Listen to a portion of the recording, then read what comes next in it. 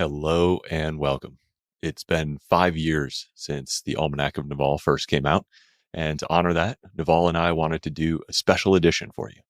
We spent the day together and recorded over 4 hours of our conversation. Now we're sharing that here with you, updating and expanding the key ideas in the book.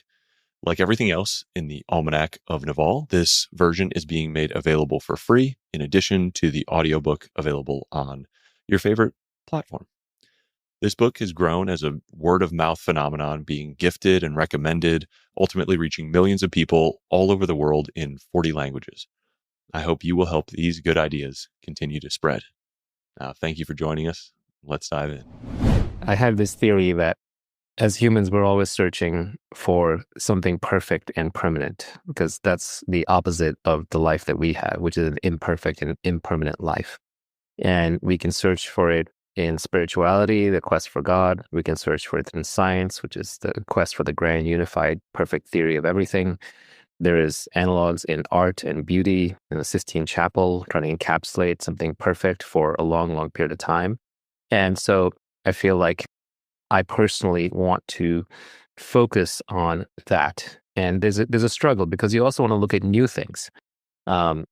The world is always moving and advancing, especially in the domain of things and objects and learning and technology and science. You want to look at the most recent things. You don't want to learn the science from 30 years ago. You want to learn the science that best we know today, and the same about technology.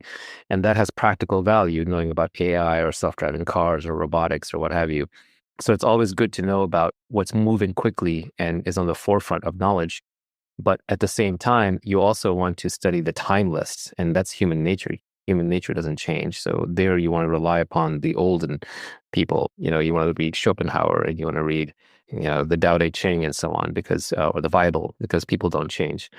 And so with my tweets, I kind of struggle with, or even with writings, podcasting, thinking, time that I spend. What I struggle with is I want to spend a lot of time on the timeless, because that knowledge carries through the rest of my life. Mm-hmm. But I also want to spend time on the timely, which is the most modern stuff.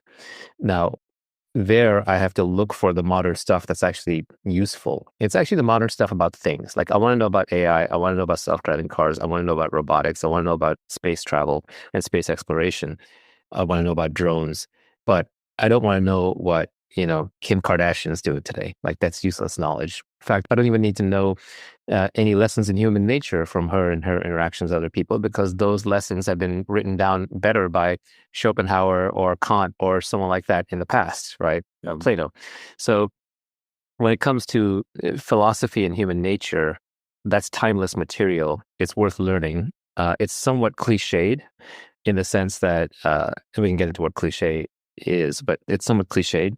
But at the same time, it's very important to absorb, because these are the deepest guiding principles. Philosophy is kind of the study of how to live a good life. I think Aristotle called it eudaimonia or something like that. Probably saying the word wrong. But that's worth studying. But at the same time, it's worth studying the ultra-modern, most recent stuff when it comes to the world of science and technology and things. At least for our book, our work, for our writing, I don't like putting timely things in there. And the trap is timely things that have nothing to do with knowledge of how things work, but rather knowledge of people or just gossip or news. I think a lot of people have said this. Taleb most recently, that, to see how worthless the news is, just read yesterday's newspaper, right? What's the half-life of the information that you're consuming? How long will it be relevant in the future is predominantly based on how long has it been relevant in the past. Yeah, and this ties into a little bit with Deutsch's work, which is, he'll say, good explanation. One of the ways it's a good explanation that is reach, and reach across space and time. So it applies to lots of things that you didn't expect. It explains things which you would think were out of its domain, or it was originally, that theory was postulated to explain a local thing, but it almost always ends up explaining a global thing. So for example, like in the axial tilt theory of the Earth, you might have come up with that to explain why there are seasons. But then the seasons flip when you go to the southern hemisphere, and you can't change that. You can't take the part of the theory that explains the seasons in the hemisphere, in the northern hemisphere, and then throw it out when you get to the southern hemisphere. That theory has deep reach, or wide reach. So the best theories are deep and wide. And another completely different angle on the same thing is, Jed McKenna, he has this, I don't know if you ever read Jed McKenna, but he's kind of this crazy, anonymous enlightened dude, right? And he writes these really funny books, starting with Spiritual Enlightenment is the Damnedest Thing. And I highly recommend them for people who are not mystical, not spiritual at all, but yet they know something is off, something is missing, something is wrong. It's like, I think it was Morpheus, the way he describes the Matrix. He goes, it's a splinter in your mind, right? Do you feel like Neo? It's like a splinter in your mind. Yeah. So if you feel like there's a splinter in your mind, Jed McKenna is a good starting point. And he has this proof, quote unquote, of the existence of truth or God or what have you. Mm-hmm. It's a rework of a very old proof by a monk named Anselm. I don't know if he realized that, but it's a rework of an existing proof. Anyway, it's not really a proof. It's not a mathematical proof, but it does rely on this idea that, hey, do you believe that truth exists? And if you believe that truth exists, then, that's a different universe than one where you believe that there is no truth, right? And if you believe that if truth exists, then do you believe that truth can be non-existent in a certain place or a certain time, or it can be temporal? And the answer is no. And so if you kind of follow that chain of reasoning, you realize that truth would have to have the widest and deepest reach. Again, it would have to be this all-encompassing theory. So whether in science, whether in spirituality, whether in technology, I think we're all just looking for something perfect and permanent. And as humans, we're always going to be dissatisfied. The human mind will always be dissatisfied until it finds that. And that's kind of the drive for achievement. And the more accomplished somebody becomes, the more they get to level up and go for something even broader, even deeper, even further. So, Deutsch, for example, isn't just content with being a mere physicist. He's also studying what he calls the four deepest theories: computation, theory of evolution by natural selection, and epistemology, because he's trying to explain everything in kind of a grand unified theory. Every philosophy at its core has to have some appeal to universality, right? To like explaining everything. It's just kind of human nature. Even the whole current AGI craze, it's about like, oh, we're going to invent God. It's going to explain everything. This is the last technology. I don't know what it is about humans, but it keeps driving us towards that. Everybody wants a theory of everything. We're absolutists. Yeah, Marxism is kind of that, it's kind of like we're all equal, we're all the same, we're all consciousness, we're all just one. Obviously, Marxism has lots of problems. I'm not going to sit here and critique Marxism all day long, although I would be happy to. But it is also that there's that universalist intent in there. So in a deep way, this quest for the answer to everything keeps seeping back into every endeavor of our lives. And whether you realize it or not, it's always like lurking underneath. You said that your sort of earning power is higher than it's ever been and been on a steady increase over time. I'm curious to sort of break down the components of that. Like, how has that changed? What have the inflection points been, even as you've sort of gotten more retired, I guess you would say, like less deliberate? Yeah, to be fair, right now I'm like minimally retired. I'm working hard. I got a new company, right? In a way, I'm probably putting in as much work as I ever have. But the vast majority of it goes into my new company, which I really care about, still in stealth mode. But some of it goes into making a few investments here or there, helping out some people that I know in the ecosystem, plus my old companies. But in terms of earning power, some of that comes from stored capital, so I can fund my own projects. Some of that comes from reputation, so people will kind of trust me and fund me and so on. But a lot of it just comes through knowledge of knowing what to go after, how to structure a new company, how to get it going, how to recruit good people, recognizing early on, like, oh, don't bother recruiting that person, even though they're good, because they're too high ego, they won't fit in. Or don't sell too hard because it'll just come unstuck later. Or go after these kinds of people. You need more technical builders at the beginning and less of the marketers and so on, because otherwise you're just going to create too many requirements too early, et cetera, et cetera. So it's just a lot of practical know-how, which has been folded into principles. There's kind of there are learning curves to everything. I think it was either Schopenhauer or Seneca. It was one of the two. I think this was Seneca, where he basically said, it's one of his letters to Lucilius. He said something along the lines of that the right way to learn is from the specific to the general, and not from the general to the specific. And what that means is, like, you do things in reality, you encounter reality, you test it, you learn from it, and then you generalize. And then that lets you know when that maxim or that aphorism or that principle or that value system, when it applies and when it does not. Because one of the problems with picking up other people's values and aphorisms, you don't know when they apply, when they don't. So when people say on Twitter, well, you contradicted yourself. It's like, well, using that word a different way, it doesn't apply in this case. It's not, even though I don't use a lot of adjectives, what I mean is in most cases, in the way that I'm thinking about it, this applies. And in other cases, the way I'm thinking about it, this other thing applies.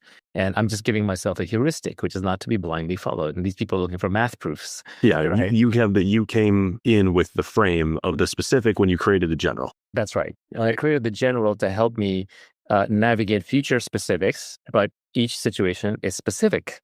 So it may have multiple general things applied to it that compete, and one of them overrides, or multiple of them override. So that's how you go from the specific to the general. But the opposite is when you go to academia. You study too many things in school, you learn all these grand theories, and then out in the field, you're spouting theories, but you don't know which one applies where and when, or you've just learned the wrong theory for the current thing. And that's when you kind of end up as what Nassim Taleb says, an IYI, an intellectual yet idiot. And it's basically someone who's overeducated and underpracticed. So is the recipe for building judgment then the combination of like these heuristics, these maxims, these ideas, and the experience to plug in that sort of lights them up? Experience first. You got to do first. Another Talebism is if you want to be a philosopher king, first be a king, right? First become a king. That's the harder one. And that's the one that'll make you, the process of becoming a king will turn you into a philosopher automatically. The process of becoming a philosopher will take you further from being a king. And you won't be a very useful philosopher either.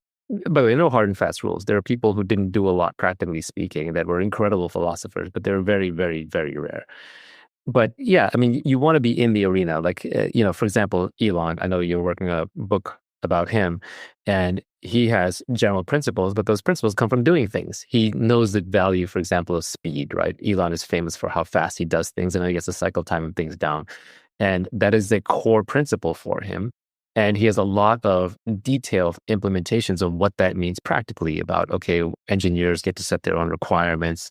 You always unblock everything. You don't hide behind email. He has all kinds of, I'm sure, many, many heuristics in his head that derive from that big principle. Mm-hmm. But if I just sat around in academia and somebody told me, yeah, speed is everything, go with speed, I'd just be kind of idiotic about it. I'd just be running around hyperventilating all the time. I wouldn't know how to apply it. So again, life is lived in the arena. You have to do the things to learn the things. It's a mistake to just learn and not do. When I was a kid, I was a big fan of reading, and I used to read a lot. I mean, I read hundreds, maybe thousands of books. I've lost count. And most books, I pick the books and I'll read them and I'll be like, oh shit, I read this book 10 years ago. I just forgot about it. And I'm like 2/3 of the way through the book before I remember, because I have a terrible memory for things that don't really stick with me, or things that aren't incredibly useful. And I used to be proud of that fact. And now I realize actually most of my reading was worthless. It was all academic book knowledge. A lot of it was just fiction. And these days I read less, but I read very deliberately. I read because I'm really interested in something and I'm trying to learn something, or I'm trying to figure something out. And I'll read small amounts and then I'll think a lot. So I'll use that reading as more of a way to spark my own thinking rather than just kind of taking in things from other people and then regurgitating them back later. Like a lot of Taleb doesn't stick with me. Like, for example, his anti-fragile thing doesn't really stick with me because I can't find that many actual examples in my life where I can apply true anti-fragility. Because true anti-fragility is not just resilience, it's that you actually get stronger through adversity. And yes, I can see some cases of that, like, hormetic effects when you're, weightlifting. But there are a lot of cases where I don't find a practical application of anti-fragility. But I get why Taleb does it. Like his entire investing strategy is anti-fragile. The system collapses, he makes more. Or it's just volatility in the system, he makes more. But I don't find as many examples. So the concept of anti-fragility doesn't stick with me. And even though I know that's the book that most people think has had the biggest impact on them and he values it the most, it doesn't work for me. So I don't read that book. But I'm always rereading Skin of the Game.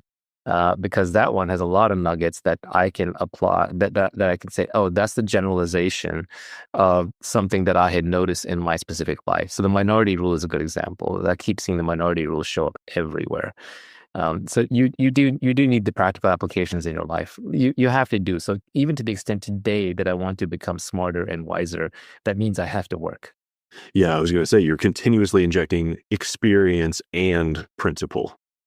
Correct. Yeah. You start with experience, you start with specific knowledge. Then that specific knowledge turns into more generalized knowledge. Then you can take that and turn it into values, which are, or you tie it into your existing values. It improves your judgment. And I think ultimately in this age of infinite leverage, judgment is the most important thing. Like if you knew where to navigate, people will pay you for that. The captain of a ship is chosen based on his ability to get the team together and tell them where we're going, inspire them to go there. But where to go is the most important part.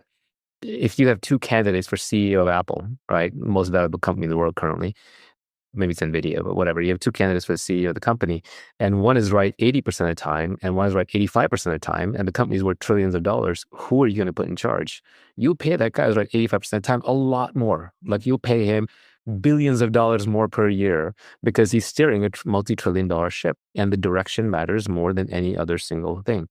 And then finally, I would say that judgment judgment is really important. Judgment comes through experience and reflection. So you experience things, you have honest reflection about those things, and you build your judgment. And then at some point, your judgment becomes so good that you cannot even explain it or articulate it anymore. So there's a point early on where you don't know what to do, and you have to rationally think through what to do, and you take feedback. Eventually, you get so good at making decisions that you don't go to other people. Yes, you can get a little bit of feedback to inform your judgment, but you know that you're in the best position to make up your mind. So you exercise the judgment and you can articulate to other people, why did I do that? But there comes a point where your judgment is so good that you can't even articulate it. And that's when it's called taste, right? When you're just like, it doesn't feel right to me, right? This is just the way we should do it. This is the way I want to do it, right? But at that point, it's taste. And people who have gotten to that point, like the Rick Rubins of the world, where they have really good taste, or the Steve Jobs of the world, I think those are the people who are the most creative and create the greatest works of art and business because they have really good taste. Like I think I would guess that Musk, for example, on SpaceX, he has taste. And there are a few key engineers around him who have taste. If you look at the leading AI labs and you kind of see the tweet threads from some of the researchers there when they care to talk about how they're choosing which experiments to run and which ones not to run, it boils down to taste. They have taste about like, I'm going to throw thousands of GPUs at this for hundreds of hours and spend lots of money and probably wind up in nothing. But my intuition, my taste tells me, my developed intuition, which is my taste, tells me whether to try it out or not. Yeah, you had a tweet. It takes time to develop your gut, but once it's developed, don't listen to anything else. Exactly. Yeah. And this is just another way of saying taste. It's your gut feel. And it can be around people. Older people have very good judgment about other people because the one thing that we are always all gaining experiences in human interaction. No matter what we're doing, we're interacting with other people. So we're building up experience about who to work with and who to trust and who not to trust and who not to work with. And that ends up your gut feel. And so as you get older, you got to trust your gut feel. Does your investing now primarily feel like taste? Yes. Yeah, almost entirely. I hate articulating it. And a lot of times, I'll pass on things now. It's not just taste on the company. It's an understanding of my own tastes in the sense of what I like and what I don't. So there's a lot of companies now that I don't invest in where I will pass up on the investment because I don't want to take a walk with the founder. I didn't learn anything. Or I am just genuinely not interested in the category. I'm not curious about it. I'm not going to stay up late reading about it or thinking about it. So it's going to feel like a chore. Or it could just be like, I've got one short life on this earth. Do I want to be associated with this way of making money? Probably not. There are other ways to make money. So obviously that's a post-wealth problem or post-wealth taste. So it's not just taste about the business. It's also an understanding of what it is that I value, how I want to spend my time, what I want my legacy to look like, what am I going to be proud of, what am I going to learn from. And again, this is back to an effort to being lazy. And lazy means not working, and not working means not doing things you don't want to do. If you want to do it, it's not work. So an ideal life would be where everything I am doing and everything that I'm associated with, everyone that I'm associated with is something that I would do anyway, almost for free, and being with people that I really enjoy being around and learning from them. So for me, that's people who are very capable. They do things. They're very low ego. So you have to deal with all the nonsense that comes with that. they're very intelligent, and so you're always learning from them. Is it actually ideal to be paid purely for your judgment? That's a thing you've talked about, but as we're like talking through this, it's like it's very hard to extricate your labor from your judgment, at least at some ratio, right? Yeah, that's right. This is why another tweet I had, they do contradict each other if you want to talk math, where it's like, what you do and who you do it with is more important than how hard you work, right? Let's start out, work as hard as you can, but what you do and who you do with are more important than how hard you work. But you still have to work as hard as you can. So it shouldn't feel like work. This goes back to like, it should feel like play to you, but look like work to others. That's really what you want to be doing. And that's idealized. You're not going to be able to do that, the full time. It's obviously not just hard work. Like, how many companies is Elon running, right? The guy running the corner grocery store puts more hours in the grocery store than Elon puts into any one of his companies. So it's not just purely about hard work. That said, you don't get to be someone with great judgment and great connections and great capabilities without working hard. And you will not build up your knowledge fast enough. It's when you're working super hard, when you're really intensely into something, that's when you actually make the biggest breakthroughs. So I remember back in college, I had this computer science project where we had to write a compiler. And a compiler is a difficult thing to write. A compiler takes a high-level programming language and breaks it down to lower and lower-level programming languages until finally it goes into a set of instructions that the computer can understand. And writing compilers up there in CS, it's like, other things in that level might be like writing an operating system, right? A simple operating system. So it's no joke. And I just remember when I would go into the computer lab, it would take me hours and hours and hours just to load the problem into my head, to go through my own code from the previous few days, to kind of come back to speed, like, okay, this is what I meant over here, and this is the part where I'm stuck on, and this part over here is janky, and this is a patch, and this thing works over here and it's beautiful. But it would just literally take me hours just to get back into it if I'd been out of it for a little while. And so then I found that the most productive sessions that I had in front of that computer writing that compiler were 24 to 36 hour sessions, or I wouldn't sleep. So I would just be up for 36 hours drinking Coca-Colas and just kind of coding, or just thinking and walking and coding and thinking and walking. And then when I finally fell asleep, the problem would fall out of my head. And it would take me a few days to recover. And then I would have to reload the whole problem back into my head. Now, that's an exaggerated kind of example. But I think in general, a lot of times, a lot of breakthroughs happen when you're deeply into a problem. It just takes hard work and time. Like, even with my co-founder of my new company, who is just an amazing guy. He's brilliant, just one of the smartest human beings I've ever met, super low ego, very pleasant, and very hardworking. If he's awake, he's working. He's probably working right now while I'm goofing off recording this with you. I've even noticed with him, like, we talk every day, we have deep conversations, we catch up a lot. And it'll be an hour into the conversation when I'm already ready to hang up and give up, and we've already covered all the topics, and we're just circling and shooting the shit, that the big breakthrough will come. The big insight will come. We're like, but also this. Oh, yes. And now it all connects together. It just takes time for your brain to percolate through a problem. And so the more time you devote to a given problem, the more likely you're to have a breakthrough. It's like, if you're trying to solve a really hard problem, one technique that I have is I want to load it into my background subconscious. I want my intuition working on it so I can have that shower breakthrough 48 hours later. And you can't put that on a schedule. You can't time that. So what you have to do is you have to so intensely focus on the problem that your whole mind absorbs it. And even your subconscious figures out, okay, this is important. You're dreaming about it. And then on some unknown timescale, you'll have some insight or some creativity. But you're not going to have that unless you did the hard work of working through all of it manually with your foreground, with your neocortex early on. So I do think hard work is important. You can't give it up. But if it feels like work, if you're forcing yourself to go through the motions, then you're going to lose, because somebody who doesn't feel like it's work is competing with you. And for them, it's entertaining or fun or at least fulfilling. So that good judgment comes from a combination of like spending so much time on the explicit knowledge that it becomes sort of implicit. That's right. Yeah. You spend time on the explicit and then it becomes implicit. And then there's a phase where it's implicit, but you can still articulate it. And, this is an analogy. This is not strictly correct, but I would say there's a point where you have to reason through it every time using logic. And that's basic decision making. And there's a part where your subconscious can kind of enter into it. And then I would say like now your judgment and developing taste. And then I think there's a point where your whole body reacts to it, right? Because there is wisdom in the body, there's knowledge in the body. And at that point, it's just taste. And then you're done with that thing. I mean, you're not done, obviously, it's always going to improve, but now you're top of the craft. John Cleese, the guy from Monty Python, had a great quote about this that stuck with me, which is, you simply have to let your mind rest against the problem in a friendly, persistent way. That's right. That's actually really well put. Yeah, he's right. Your mind has to be involved and you have to focus on it, but it has to rest against the problem because if you're pushing on it, but in a way you're not going to give up.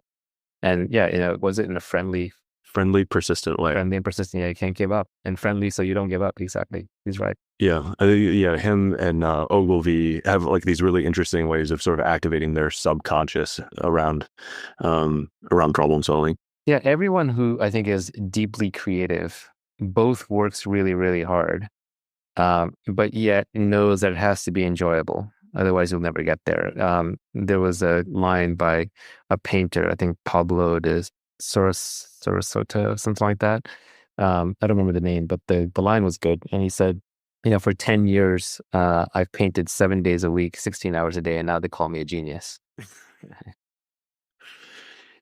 Does AI have judgment? No, I don't think so. I wouldn't count on AI to like exercise judgment. What AI has is AI has incredible information retrieval capability. So it can cross-correlate all human knowledge. And if humans have figured out before, it can give you the conventional correct answer, which is going to be correct in most cases for solved problems. So, if you're trying to figure out like, what is the law on a specific point, it can like read all the legal texts and tell you what the current interpretation of the law is according to all the conventional wisdom. But if you're looking to do something creative or something brand new that no one has yet figured out, or you're dealing with a highly complex problem with a very specific situation, you don't have the AI make that judgment call for you. So I don't think of the AI necessarily as having judgment, but I think of it as like the ultimate leverage information retrieval tool. Also, humans have values, they have points of view, they have binding principles, they have things that undergird the foundation of what they believe to be true and what they believe to not be true. And this is idiosyncratic to the person, it's adapted to the environment they're in. The AI is taking a one-size-fits-all approach according to what's either in textbooks or conventional literature or what the data labelers who are labeling the data into the AI thought of it.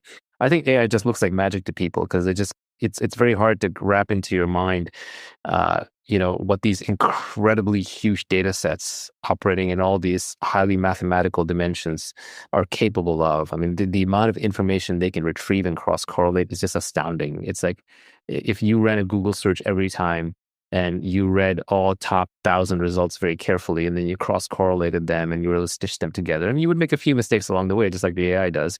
But, that level of research combined with, I do think it has some tremendous calculation abilities because it can write programs and it figures out some algorithms, below the level of human creativity, but above a mere calculator. So I think the AIs are incredible shortcuts, but they're shortcuts to giving you answers to solve problems where you don't need a perfect answer. So one quip I heard was, AI is great when wrong answers are okay. Like you're not going to die because the answer is wrong. You're not going to lose a lot of money because the answer is wrong. But for anything creative or requiring judgment at the edge, which is what you really get paid for, you get paid for creativity. So the AI lifts the boat for everybody. If you have an AI, everybody's an AI. You get the AI answer, everybody gets the AI answer. There's no alpha, there's no edge anymore. So in that sense, the AI raises the tide. And right now, you may get an edge because most people aren't using AI or aren't using it for a lot or they don't know how to use it well enough for bleeding edge problems. So again, like any piece of technology, if you're an early adopter, if you leverage it well, you're going to do extremely well. So this was my quip on Twitter that it's not that AI is going to replace software engineers, that AI is going to let software engineers replace everybody else. And I stand by that. Because software engineers, not because they're writing software, because software engineers are always using the latest tools. They're just structured, logical systems thinkers who are trying to build a system to solve a specific problem. And now, thanks to AI, they can solve more and more problems. They can make cars drive themselves. They can make robots walk around. They can make expert systems or AI systems that will make certain levels of decisions without humans having to be in the loop. And that just gives software engineers amazing leverage. So all the people saying that programming is dead, go learn art or the trades, they're idiots. They're just completely wrong. And software engineers are getting richer and more powerful than ever. And the most recent proof of that just popped up with Mark Zuckerberg paying $100 million packages to recruit individual machine learning engineers, because the most leveraged engineers are the ones who are building these AI systems. And then the ones below them are the ones who are using these AI systems. And then even below them is everybody's affected by these engineers using these AI systems. Yeah. You had talked before about like the robot revolution is already here. It's just packed into data centers. And that was 10 years ago. That's right. Yeah, the robot revolution has been here for a long time. There's trillions of robots on the planet, but they're just packed into data centers. They don't need legs and arms. They're just computing. But now there's AI and AI agents. And I imagine, the leverage that somebody who's fluent with those tools can get is orders of magnitude. It's massive. I mean, now you can program them speaking natural languages. Now they can access natural language databases. Now you can program them just by pouring in huge amounts of data, not even having to program them. They program themselves. Then they program for you. But it still helps to be a structured thinker. Like my most useful classes when I was doing computer science and physics were actually things on, like I love my courses on computer hardware, on computer networking, on statistics, on a lot of the deeper physics. And not because I got to use those directly, but because it just helped me with concepts. It just helped me think in certain ways. So even if you aren't writing networking code, knowing how the computer is doing networking underneath is incredibly useful, because then you know what's possible.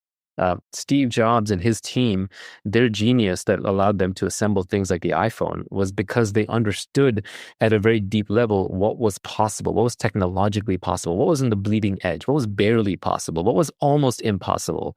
And what was actually impossible. So they knew the lines between those different things, and they knew it in terms of the material science, they knew it in terms of manufacturing, they knew it in supply chains and deliverability, they knew it in costing, they knew it in computer programming, they knew it in hardware, they knew it in the electrical engineering, they knew it in battery requirements, they knew it in space requirements, they knew it in bandwidth requirements.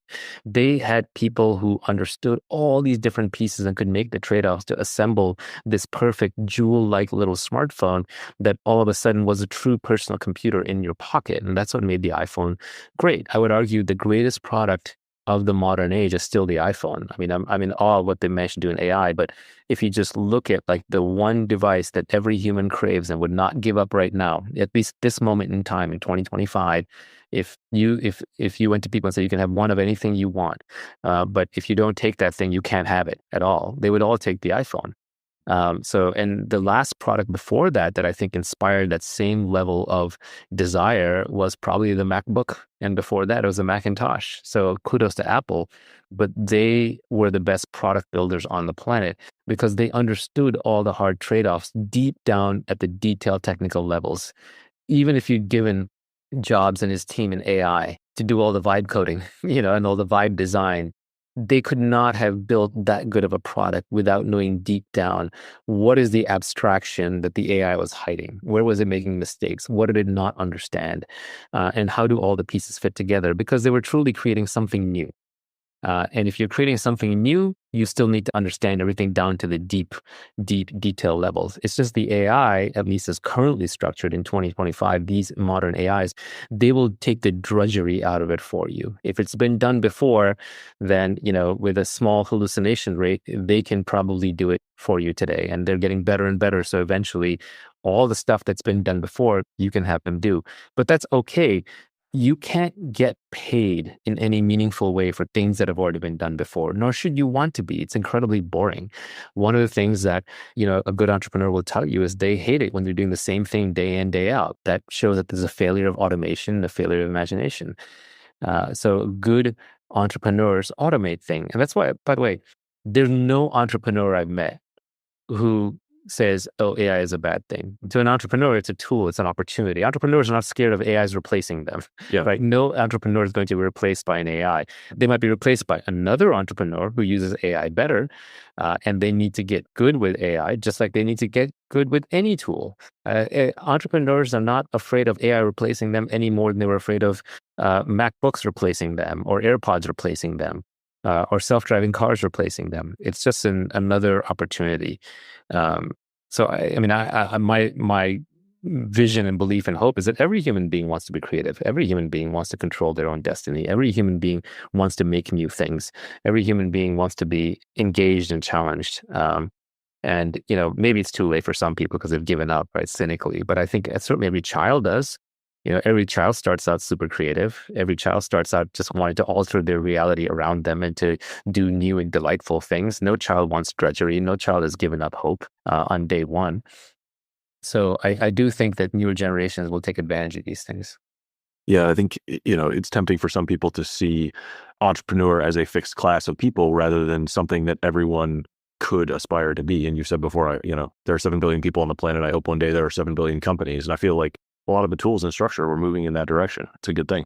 Hello and welcome. It's been 5 years since the Almanack of Naval first came out. And to honor that, Naval and I wanted to do a special edition for you.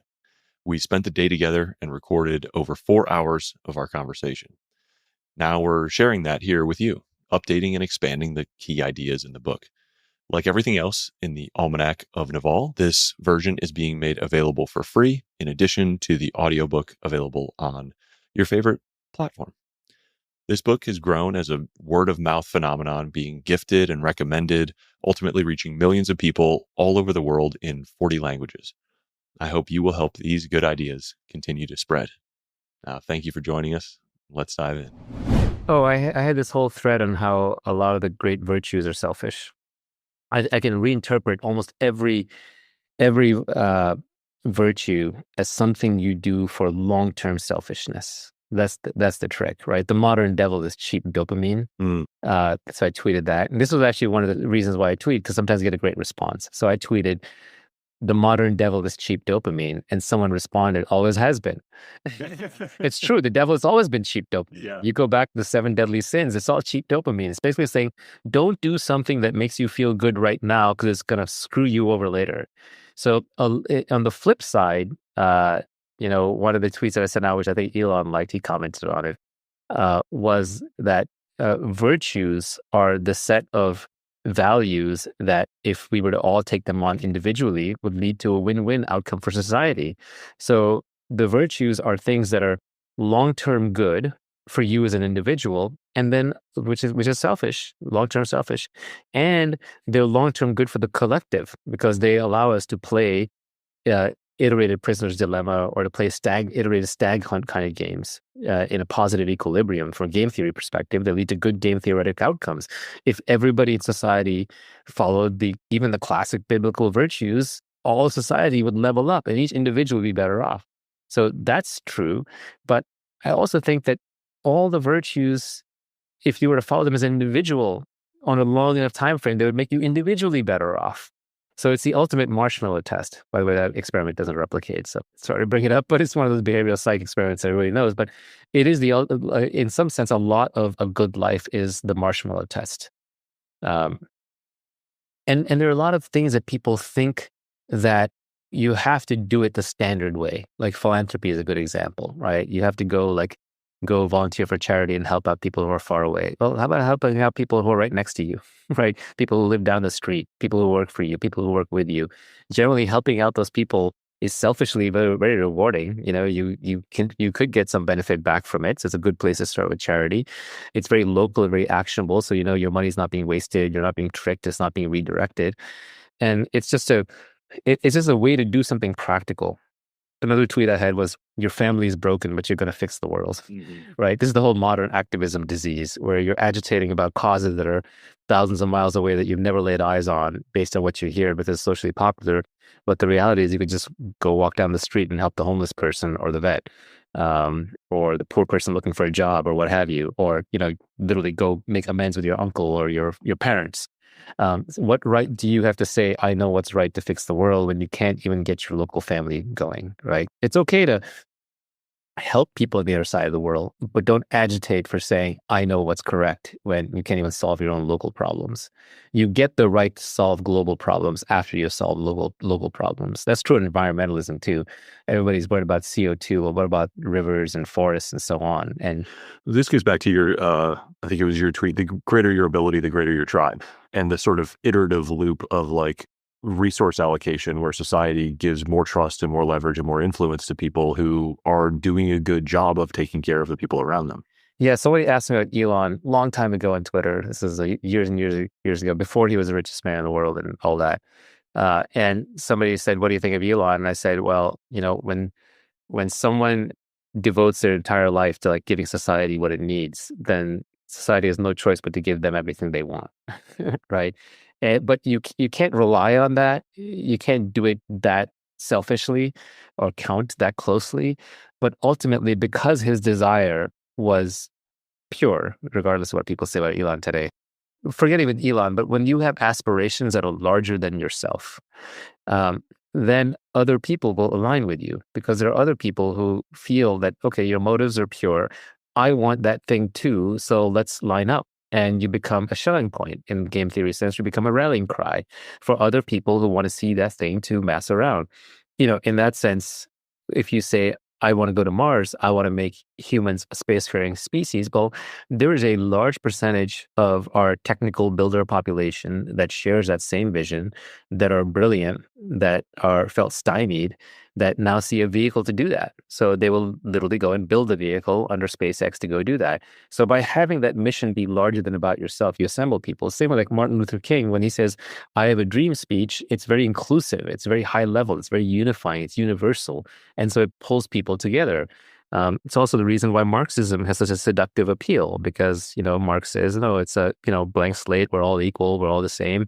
Holy Spirit, it's all consciousness. Everybody get together. It's a religious pull towards universality.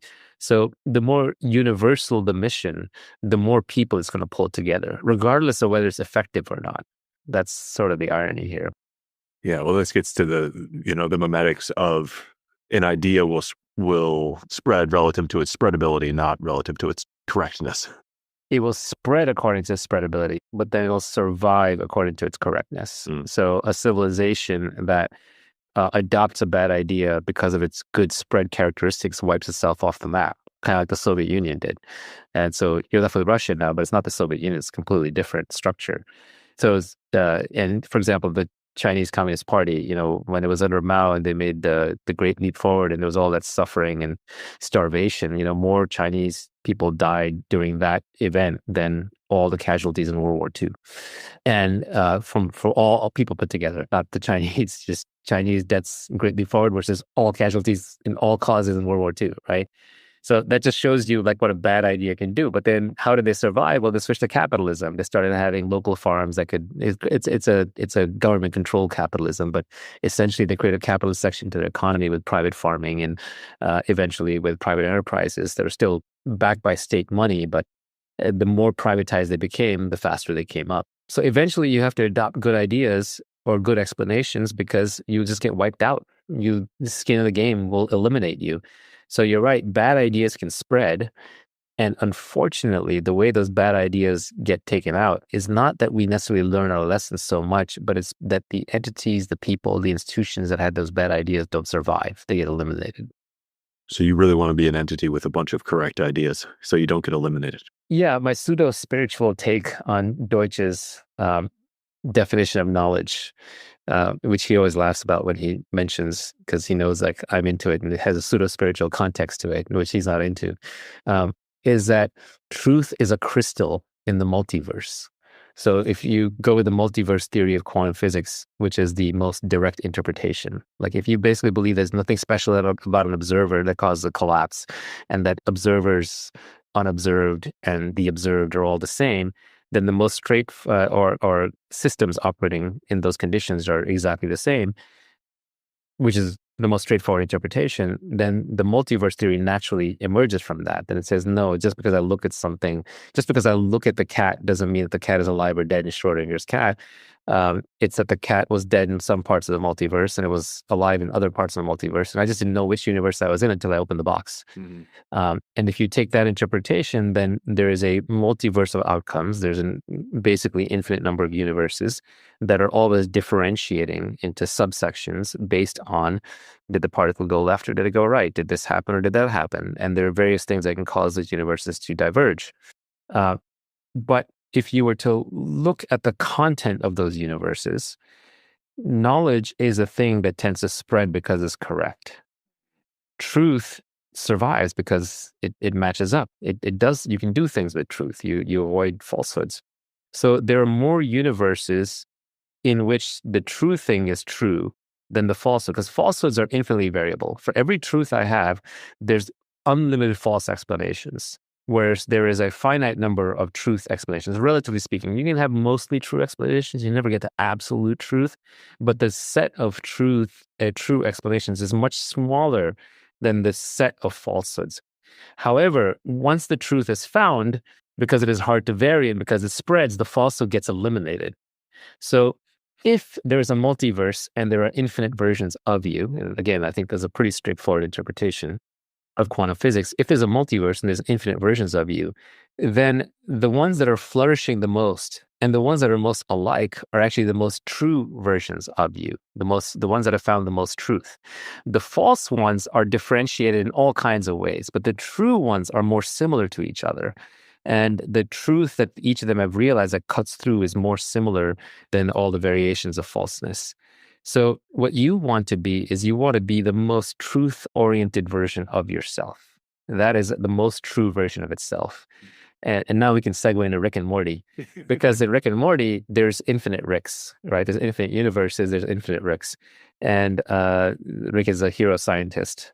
And there's this council of Ricks where, like, the infinite Ricks, because they can cross across the multiverse, they meet up. And one of the funny things you notice is that Rick C-137, which is the hero of the story, he's like he's Rick, he's weird, but he's the most normal of the Ricks. The rest of them are all weird in some way. They're all false in some way. And they even call him, they say he's the Rickiest of the Ricks. Yeah. Right? So I don't know if they thought this through, or if they stumbled upon it, or if it's just another principle that gets in here. But I view that as like a funny example of the version of yourself that you want to be. You want to be the Rickiest of the Ricks. I want to be the most Naval of the Navals. You want to be the most Eric of the Erics. And that's the most truth-oriented version of yourself, and to find truth, it means the least motivated reasoning, which means the lowest ego, which means the least self, which means the one who's operating at the highest level for the greatest, most universal principles. It's the one who is the most knowledgeable about science and about philosophy, and is probably the one who's most likely to be creating works of beauty, and is just probably the happiest. How does you think about the interaction between lowering of ego and finding authenticity? Like, I think some people think of their identity as like the things that make them the unique, and authenticity also as like leaning into the things that make you unique. I think of authenticity as just not putting on a fake persona, not having a mask. And why do we put on fake personas and masks? It's because we want to be seen a certain way. We care what other people think. We want to fit in. We have an image and an identity that we're trying to project. So when you're trying to project a self-image that doesn't match up to who you actually are, that's when you are inauthentic. So you need to take that mask off. And if you take that mask off, then you face the risk of embarrassment, which is people say, oh, you're not supposed to do that. Like when I was first tweeting, I got, messages from VCs like saying, oh, that's weird. My partners say you're not backable. You're a weirdo. You've gone off the rails. I view authenticity as an output of not pretending to be someone or something other than you are. So that's wearing masks, that's trying too hard, that's signaling status, that's using jargon, to sound smart, that's claiming to know something that you don't know, or claiming not to know something you do know. Like humility is also a trap, like false humility. People call it out now humble bragging, but humility is also an ego trip. If you're actually a low ego, there's no such thing as humility anymore than there's such a thing as pride. They kind of go together. And authenticity leads to a better life, again, in the long term, like all the virtues. So it removes the people who are around that, are only there because they think you're someone that you're not. So you can drop the pretense. You have to walk on eggshells around them. It removes you from situations where you're having to pretend or force or struggle or work hard to stay in. And so it helps you navigate to the right answers in relationships and in situations, but there's pain involved because there's change. Yeah. Part of the thing is like, yes, I'm lazy, but I will not accept bad outcomes. I have an ability to walk away from suboptimal relationships or situations, even if it's painful. I just won't stay in them.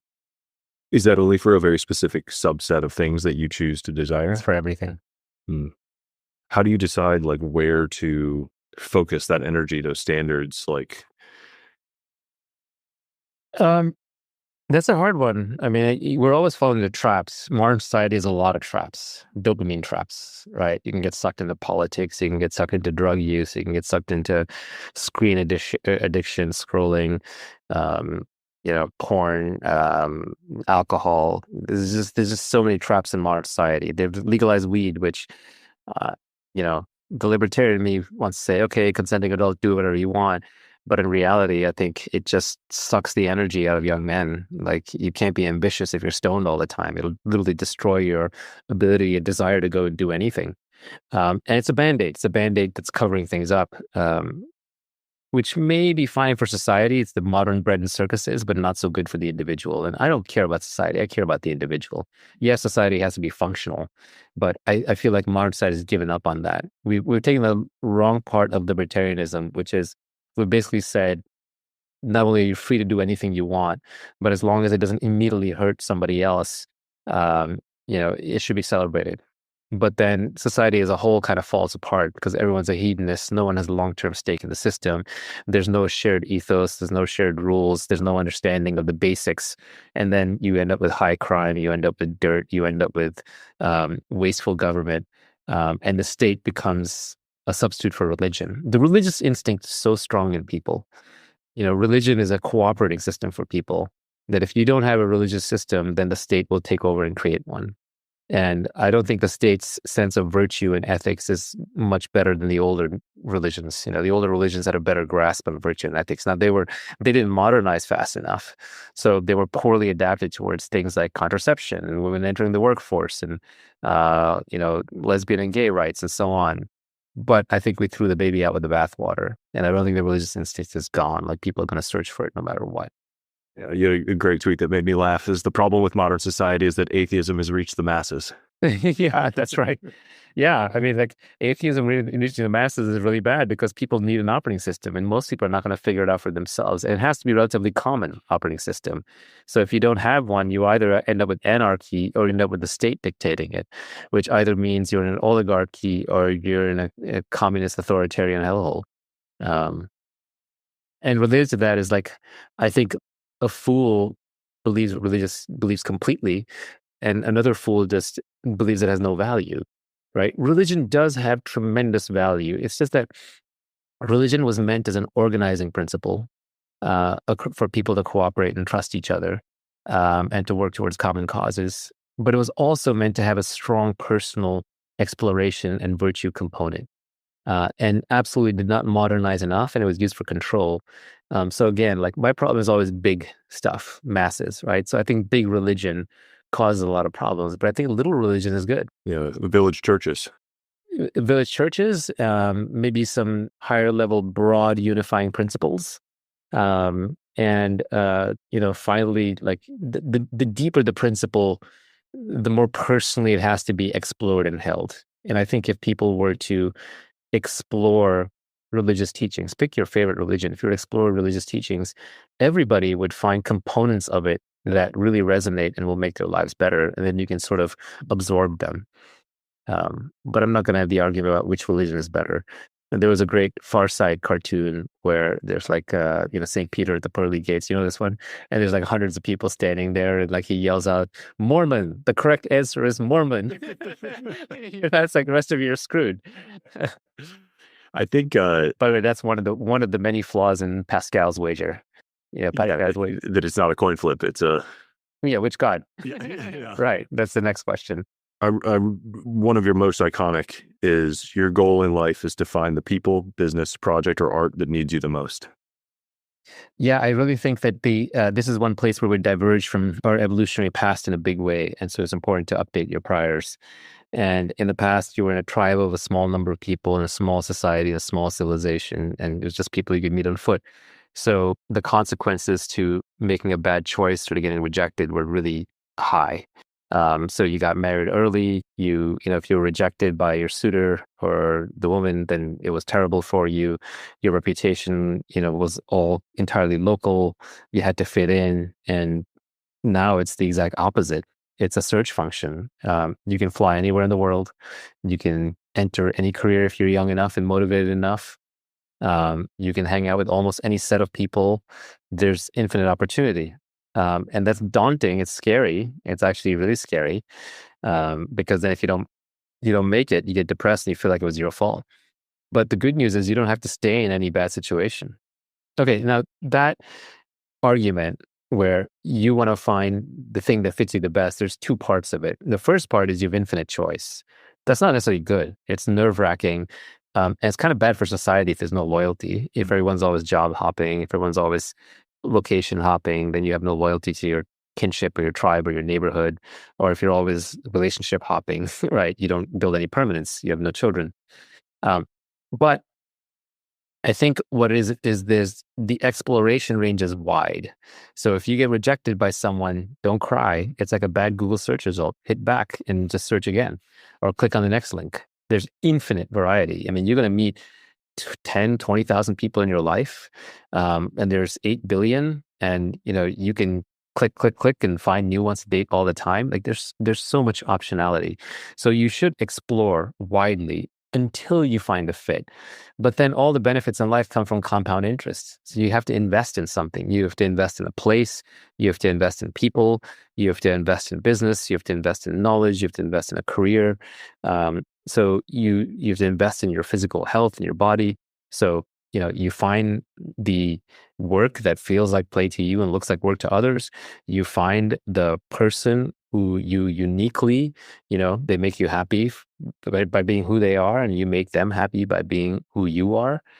You find the location where you can compound. You can build a house. You can build a household. You have people around you that you like and trust.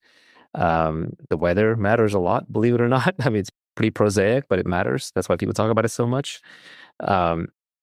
You have to find the thing into which you can just invest, and then you get compound interest. So there's an exploration phase, and there's the exploitation phase. Exploitation in the military sense, not in the slavery sense. Execution phase, or exploration phase and an execution phase, and or an investment phase. Exploration and then investment.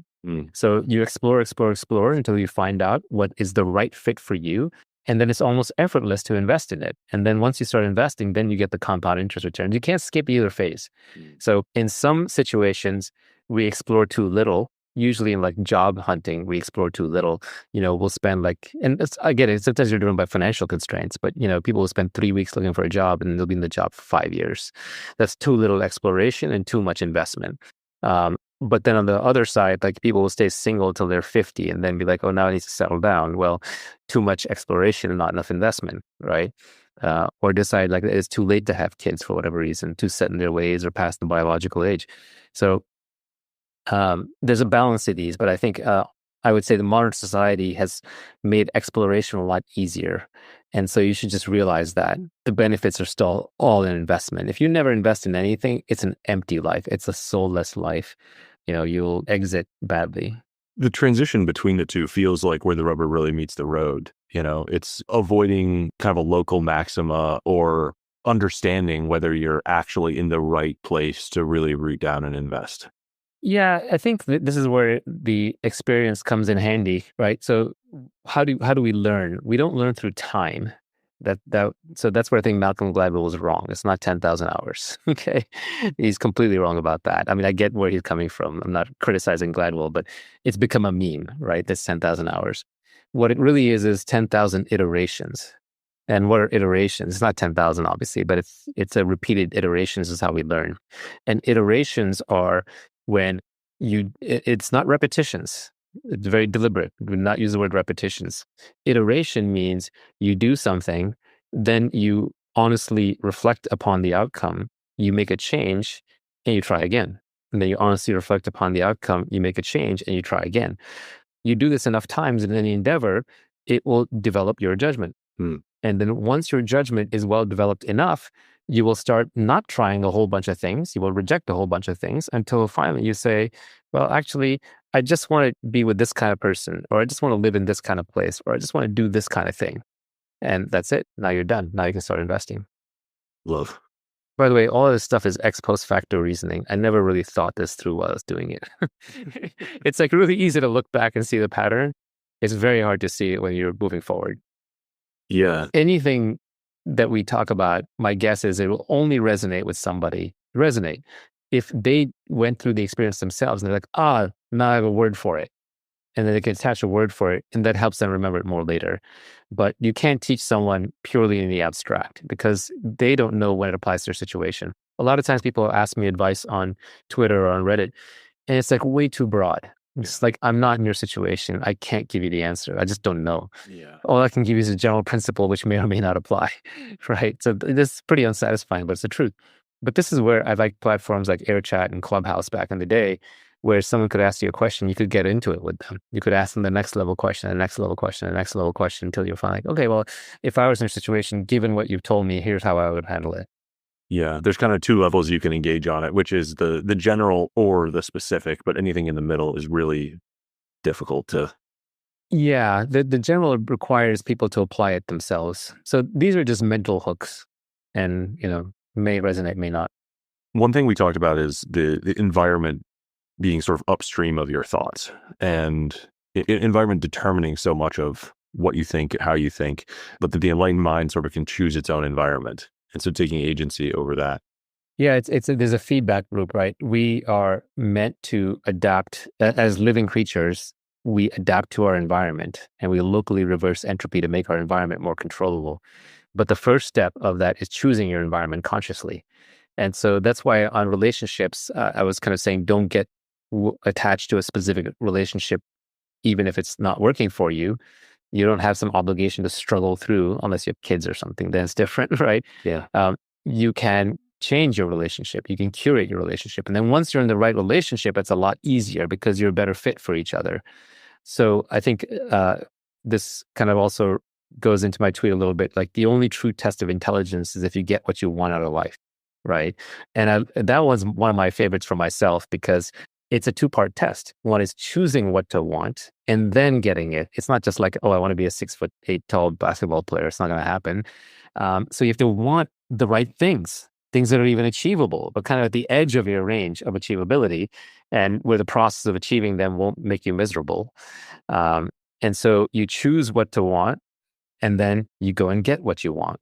And then if you chose the right things and you got it, then that's the only external valid signal that can determine, are you intelligent or not, right?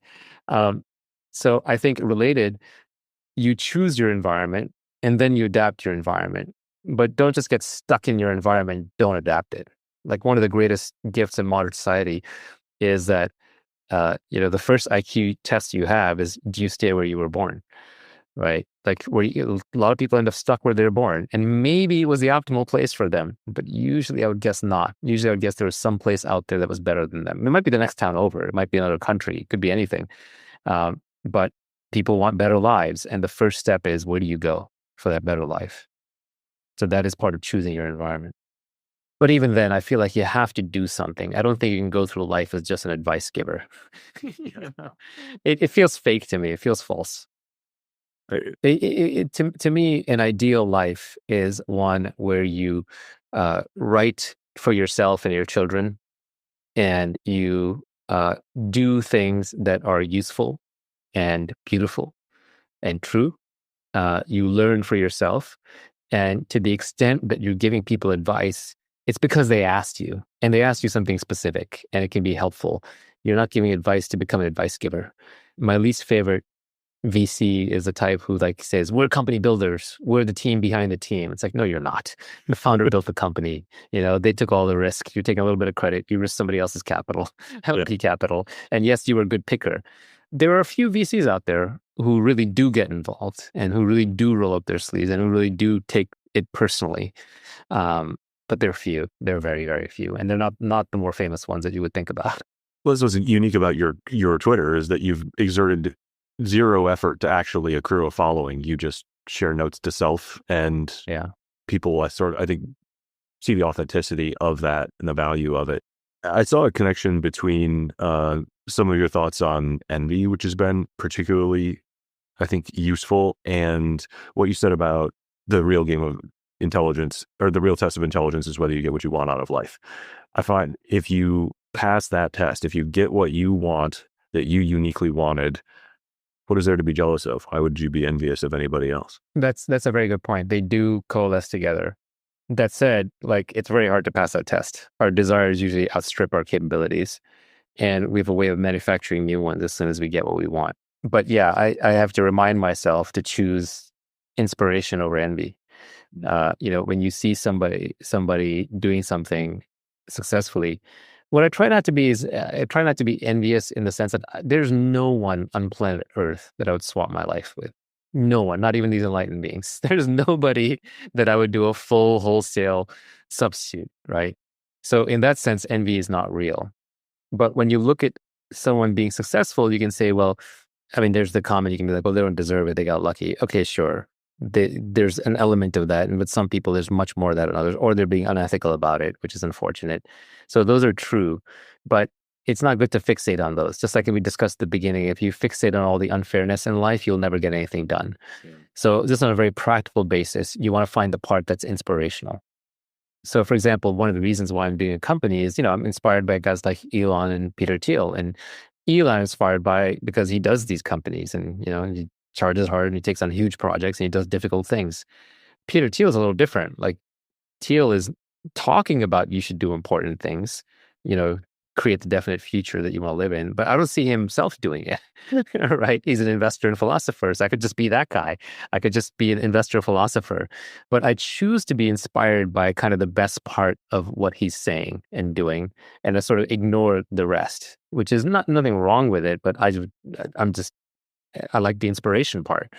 But if I had to look for like the pure inspiration, the guy that I never envied, I never swapped with him, but I was super inspired by Steve Jobs, even when he was alive. It's easy to be inspired and not envious when people are dead. Right? But even when he was alive, like, I think somebody said this the other day. They said, since Steve Jobs passed, Silicon Valley is missing its cultural leader. Right. It's like all these entrepreneurs, like, who do you look up to? I know Elon's pretty reviled now because of the whole thing with the administration and politics. People always pick sides on that. But I think the honest people still like Elon and are inspired by him. But there is no single cultural leader where somebody looks at that person and says, yeah, I want my life to be that, right? This person's building something incredible. They're not just doing it for the money. They seem relatively happy. They have a good family life. They have some ethics and morals, although yes, Steve has negative stories about him too.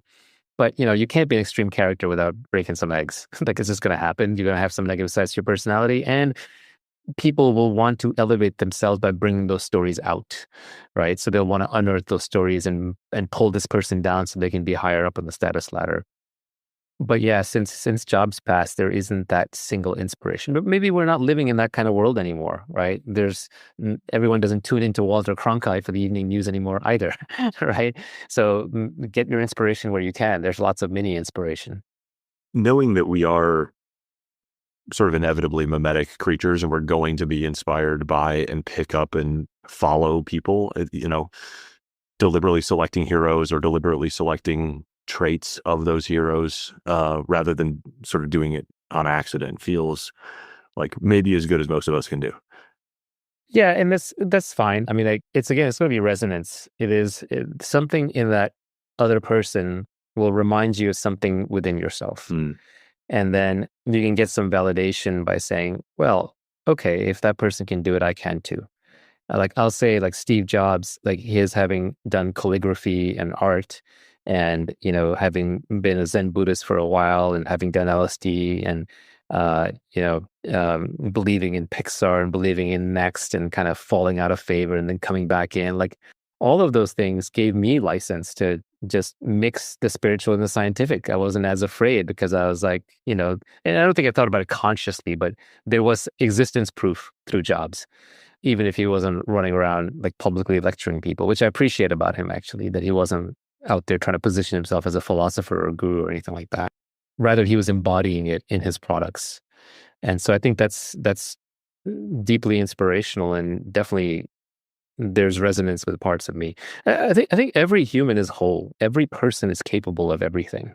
You're capable of being the biggest angel or the biggest demon. You're capable of being, having the next breakthrough, or just kind of spending your whole life smoking dope and playing video games, right? You're capable of anything, and this is part of Deutsch's. I don't want to say philosophy. I would say it's part of Deutsch's science, because he has shown that humans are Turing complete.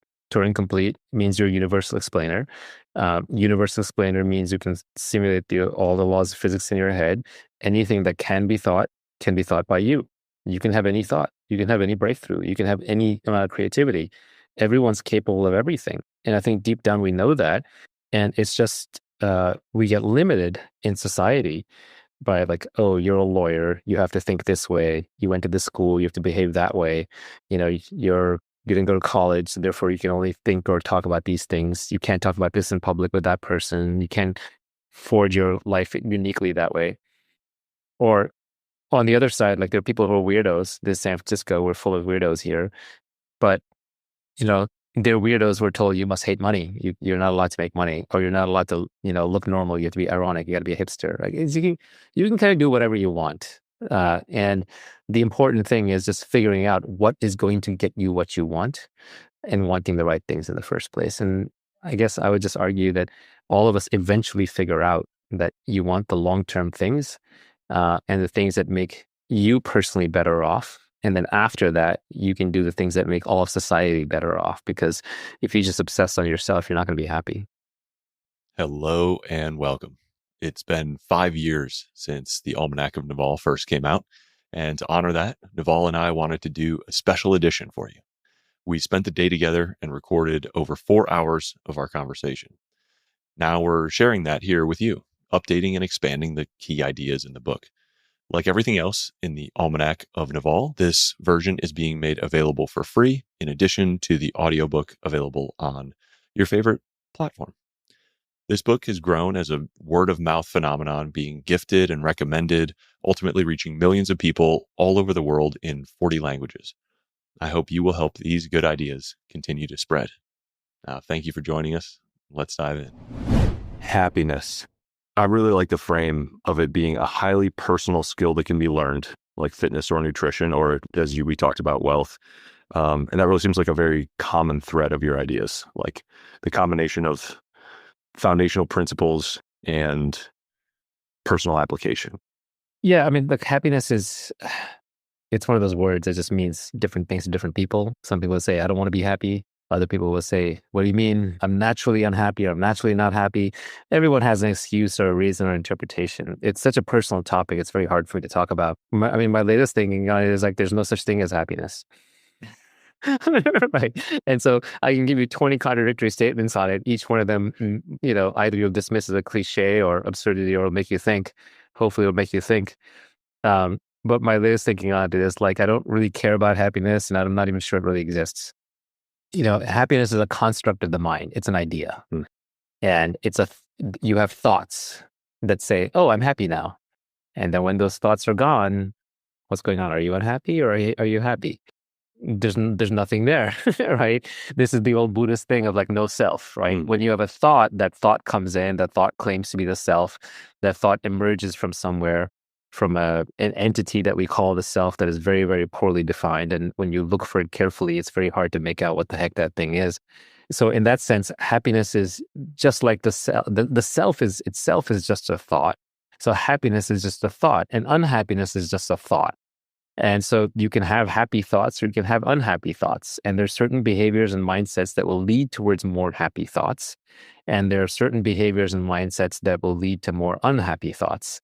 However, if you identify with the thought, if you're like, I am that thought, it's me having that thought, then at that moment, you've created a me that is happy while you're having that thought. And then when that thought disappears, there's no me there anymore, and there's no thought, and there's no happy. And then when the unhappy thought is there and you identify with it, then you've created a thought that I'm unhappy and I'm having unhappy thought, and that's me, and I'm unhappy. And then when that thought disappears, there's no one there, and there's no thought, and there's no unhappiness.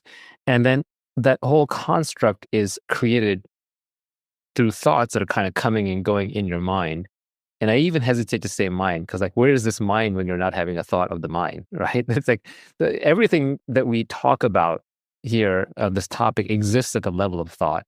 But if you are not strongly into those thoughts or identify with those thoughts, then you're not going to have a concept of happy or unhappy.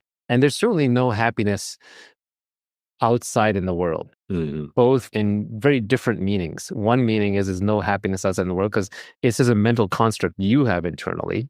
And so you can reinterpret your past, you can reinterpret your situation to often change those things or your habits. But the second is that there's no happiness in the outside world, and that the outside world is incredibly impermanent. It's out of your control. So there are always reasons to be unhappy for the outside world. The same way, there's no unhappiness in the outside world too. You're making that up in your mind because it's not going the way you want it to. Yeah. And the world itself doesn't care.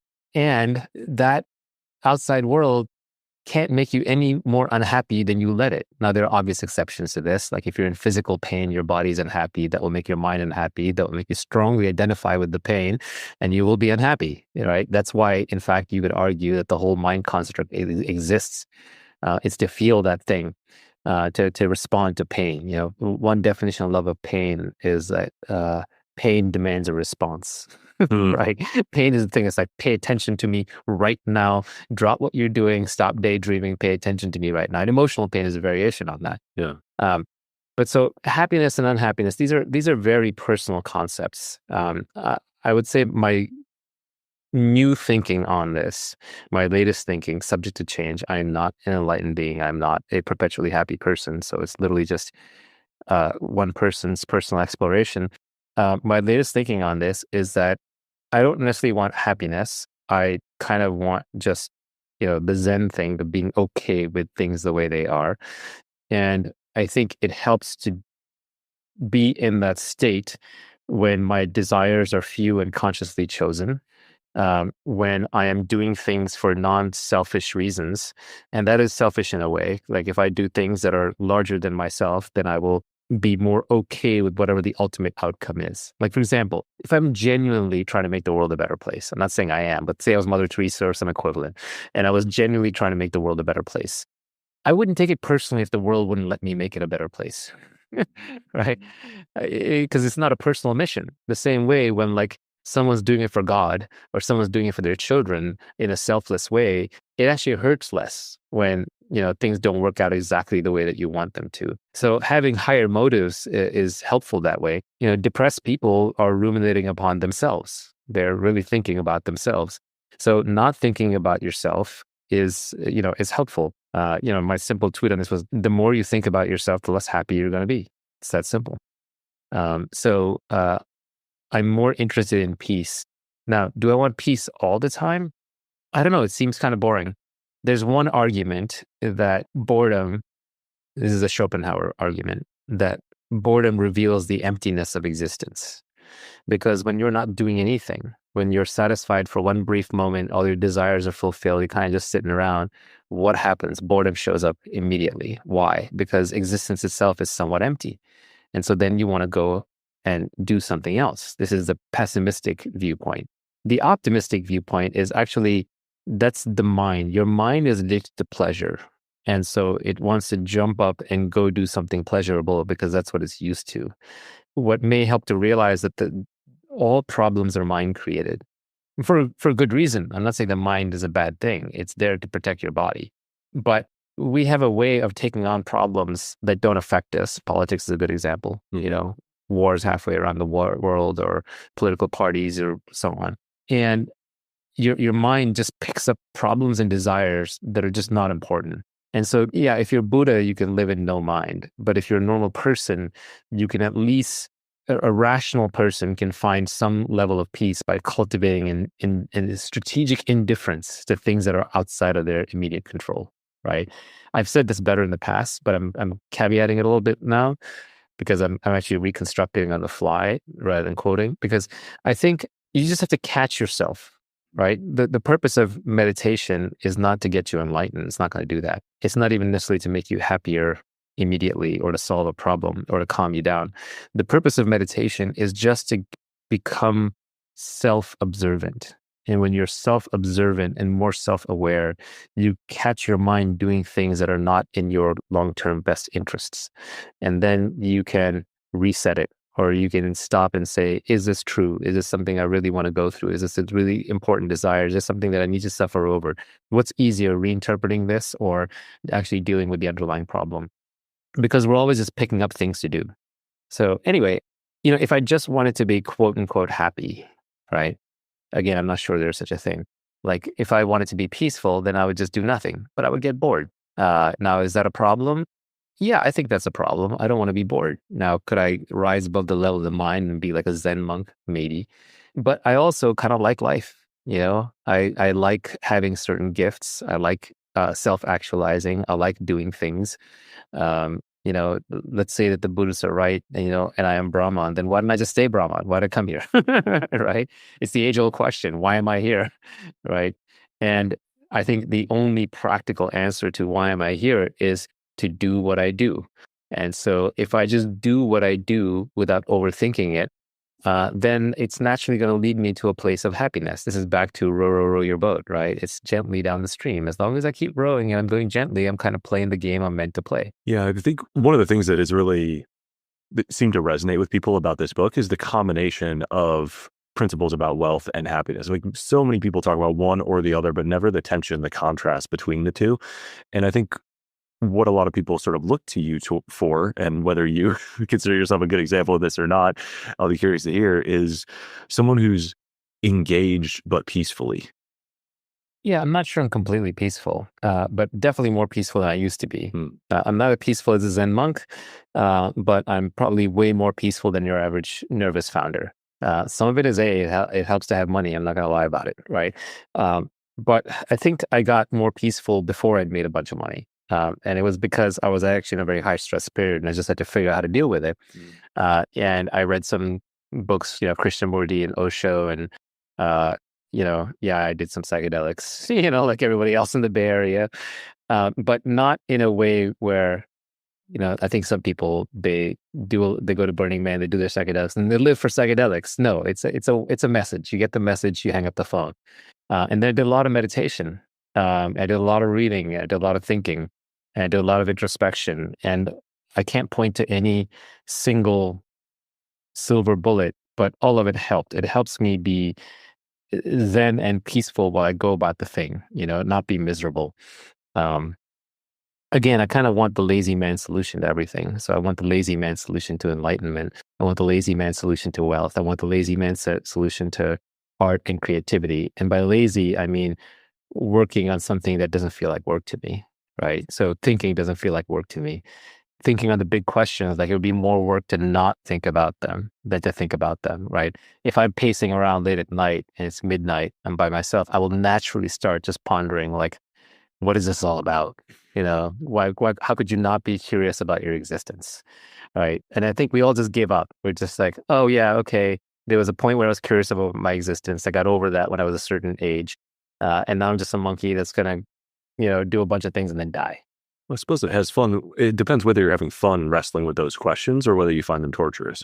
I think they're inevitable. I think everybody wrestles with them. It's just not popular to acknowledge it. I think but the contribution that I made to Twitter was not by doing something unique, but by being one of the first to do it.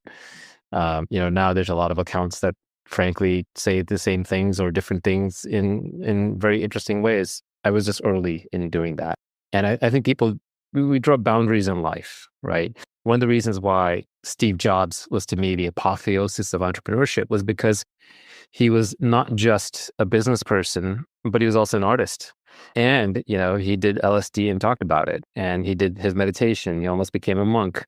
And he was a Zen Buddhist.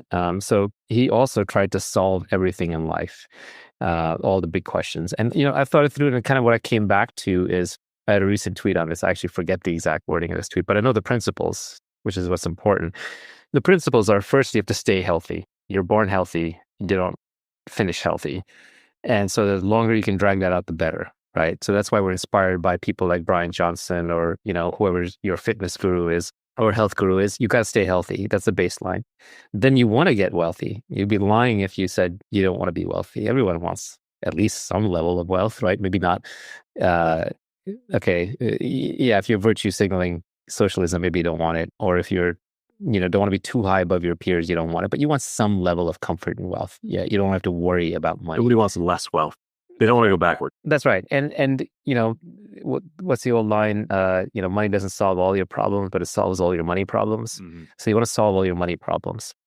And then what remains, right? Well, every time I go around in circles on it, I come back to just 3 things that I'm interested in. And that is, and it's going to sound cliched, but I'll dive into them. It's truth, love, and beauty. And truth is just, I want to know all the things that are true. And I want to eliminate all the things that are false. And I want to know all the things that are true on a spiritual level, on a philosophical level, on a scientific level, on a technological level, on a human nature level. Truth is permanent. Truth is, the closest thing to perfect. Truth has wide reach. Truth will make my life better. Even if it makes my life worse, I want to know the truth. It's very unique in that way. Truth and love are 2 things where even if it makes your life worse, you would still take them. Like being in, loving your kids, even if it makes your life worse, but makes them better off, you want to love your kids because it feels good to be in love. It feels fulfilling. And truth, even if the truth makes your life worse, like if it turns out that, we're all Matrix brains in a vat, you still want to know that. It's like, in fact, in the movie, The Matrix, Keanu Reeves' character, Neo, he breaks out of the Matrix, and Zion is worse than the Matrix. It's a shitty existence, a real city. And there's another guy, I forget the name. Cypher. What's that? Cypher. Yeah, Cypher wants to go back in the Matrix because he'd rather eat the fake steak and drink the fake wine. But Cypher's a pathetic character. Cypher's a warning. Nobody says, oh yeah, I'm Cypher, right? Everybody wants to be Neo. Yeah. Because they know that you can't live a lie. So truth is super important. And in everything that I do, in little things and in big things, I want to know the truth. You did say that the closer you get to truth, the closer you get to peace. Yeah, I think the way I said it is that the closer you get to truth, the more silent you become inside. So, and that's deliberately chosen because when you know what is true, you suffer less and you spend less time ruminating about falsehoods. And most of the thoughts that are going through your mind are concerned with falsehoods. And the Buddhists would argue that the ultimate falsehood is a notion of the self, which is this very poorly defined partial physical, partial mental construct that somehow persists across thoughts. And just the more things you resolve as being true or false, the less mental chatter you should have.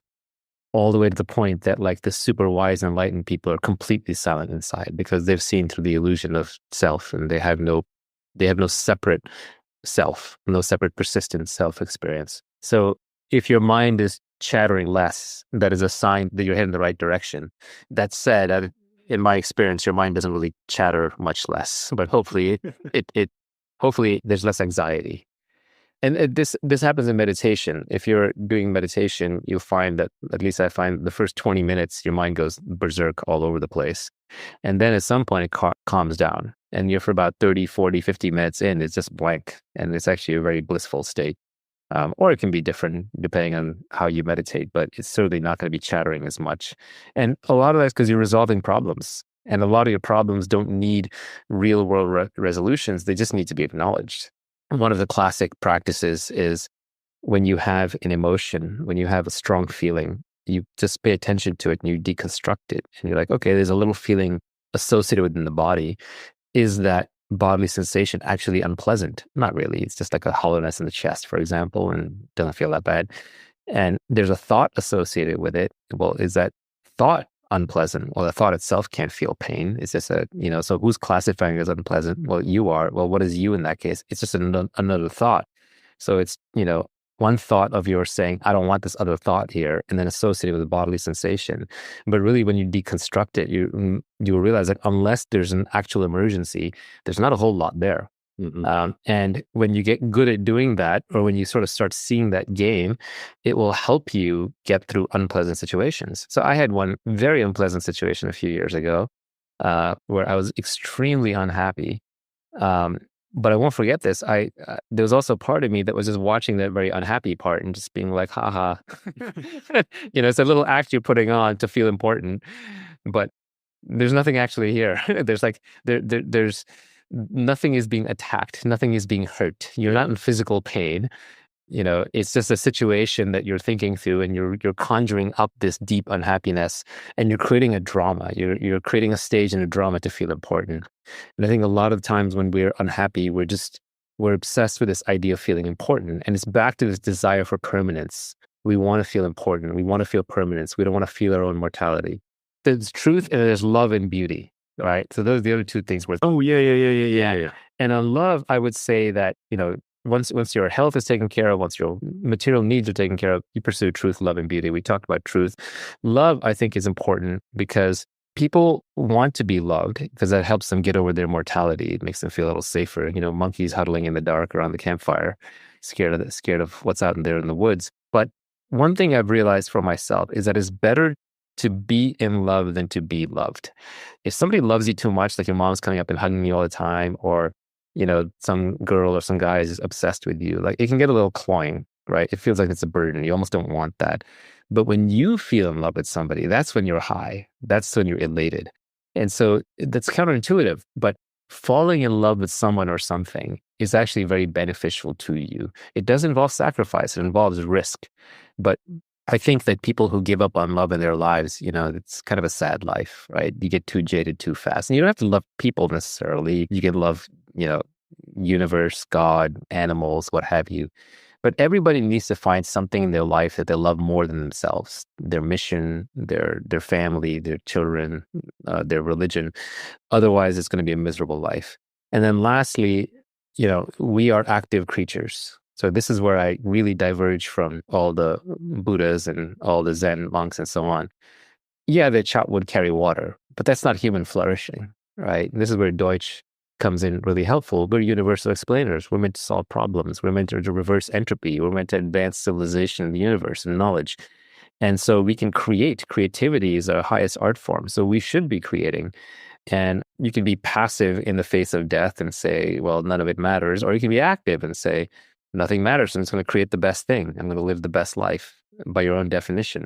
So I want to create things. And what do you want to create? Well, how do you know something is worth creating? Well, it's beautiful. It's hard to vary. It has deep explanations and knowledge embedded inside of it.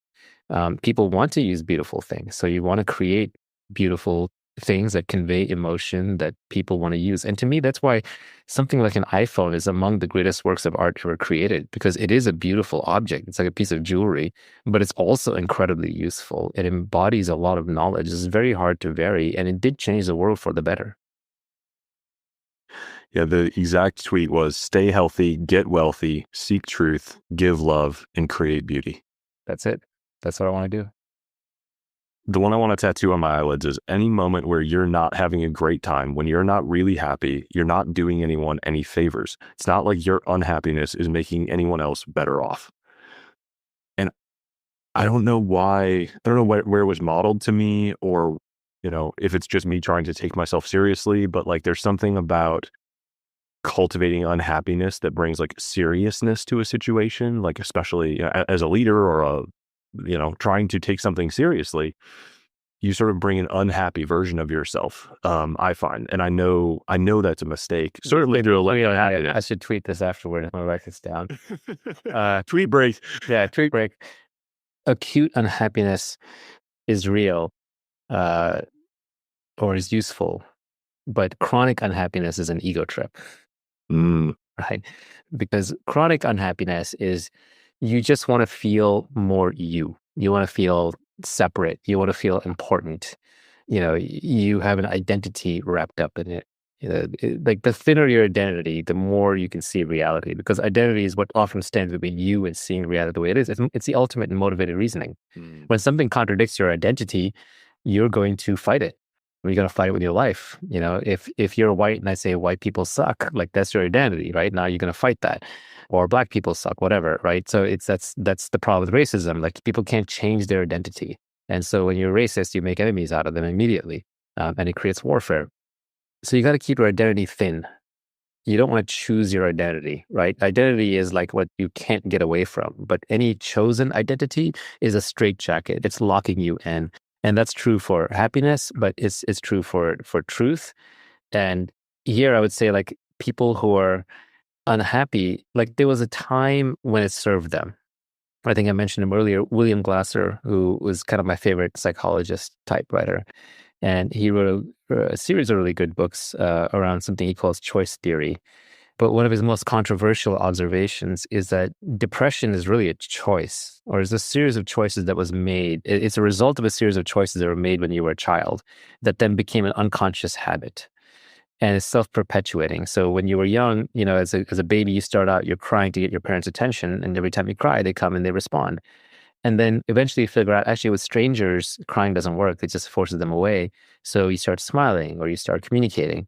But eventually you run into situations where you're trying to get someone's attention, whether it's your parents or your teachers or your peers, and they won't give you the attention. So you cry internally. You signal that you are so unhappy that you're willing to hurt yourself. And that's what depression is. It's hurting yourself through your own unhappiness. And you start ruminating on it. And it may be effective for a little period of time. It pulls some people closer together. And it can lead to a situation where you are now unconsciously or subconsciously ending up depressed, not realizing that this is a learned behavior. Now, I'm not saying that there couldn't be a chemical component. There obviously always is. There are chemical components to hunger. There's chemical components to athleticism, to intelligence, genetic components. But you can make it worse. And saying that it's all chemical imbalances doesn't explain anything. That's like saying, like, why are we here? Well, it's because of particle collisions from the Big Bang, right? It's too reductive. So the explanation has to be offered at the same level as the question. So when we say, like, why am I unhappy? Forget the chemical imbalance. You're going to change your brain, right? And doing drugs will just mess you up in other ways. Every person who takes like these long-term drugs on these things, they end up giving up something else fundamental about themselves. And hey, a lot of the best artists were crazy in other ways, right? So you don't want to average out your mindset. So the depression may be the result of a series of bad choices that then became bad habits. And they do create an ego because they create a separate identity of me. And then you start identifying with that me so much. It's like, well, who else would I be? Well, I'm just an unhappy person, but that's also what makes me brilliant, makes me special, and makes me interesting, and makes me undiscovered and all that. So you can wrap a whole identity around it. And it's hard to undo that identity because then you're like, well, what makes me unique? But it's worth doing. By the way, this is like if you read Jed McKenna, right? Spiritual autolysis, what is he doing? He's going through his whole identity and stripping it away. I think he over dramatizes how painful that was, but it's kind of an interesting method. That's a process that you went through? No. Deconstructing your identity? Nah, yeah, maybe a little bit, not consciously. I mean, I just, I don't think any of the techniques that anybody lays out will work for you. I don't think mental techniques work because the mind is infinitely complicated and capable of any thought, and it's capable of reaching any point in mental space to any other point in mental space in one jump, right? And because of that, there's no pathway through another person's mind. So you can be inspired by other people, but the right idea can change you in an instant, whereas the wrong practice, done 30 years every day will not make a difference. I mean, through that frame, it's a very optimistic way to look at, someone who's unhappy, someone who's chronically unhappy. Like there's no limit to how fast you can change or how positive that change could be. That's right. The most important thing with getting wealthy and being happy is just realize you can do it. It's your choice. You can do both. And you can be both. And there's nothing wrong with trying to do both. The opening tweet of this whole section is, the three big ones in life are wealth, health, and happiness. We pursue them in that order, but their importance is reversed. And I was curious whether the order is should be pursued backwards, or you think they're all like the optimal path is to sort of find balance and pursue them all in parallel? I don't feel strongly about the order. I feel more strongly about the components, right? You could pursue them in different orders. Like some people are just born happy, naturally happy, nothing destroys it. They're just always happy. And that's the greatest gift, right? So that's why I think it is the most important. Like even there's some people who will be unhealthy and they'll still be happy. They do exist. And, they're blessed. So if you can get that one, you're pretty much set. Because the others are just attempted routes towards those two things or prerequisites for those two things. But if you don't need the other two as a prerequisite, if you're one of these magical people, then by all means, just go get happiness right away and be happy. In terms of the wealth and health, I think the health is more important than the wealth. Ask any old, unhealthy guy, and they'll trade you a lot of money for getting their health back. Or it's the old Confucius line, which I quoted before, but a healthy man wants 10,000 things. A sick man only wants one thing. And it's very true. When you're sick, you just want to get back up. So health is very important. And then wealth, it solves all your material problems. It's also really important. I wouldn't give up any of the three, to be honest. That said, if you could only choose one, happiness would be the number one. But you shouldn't have to choose one. It's your three legs of a stool. Most people, I think, will want all three.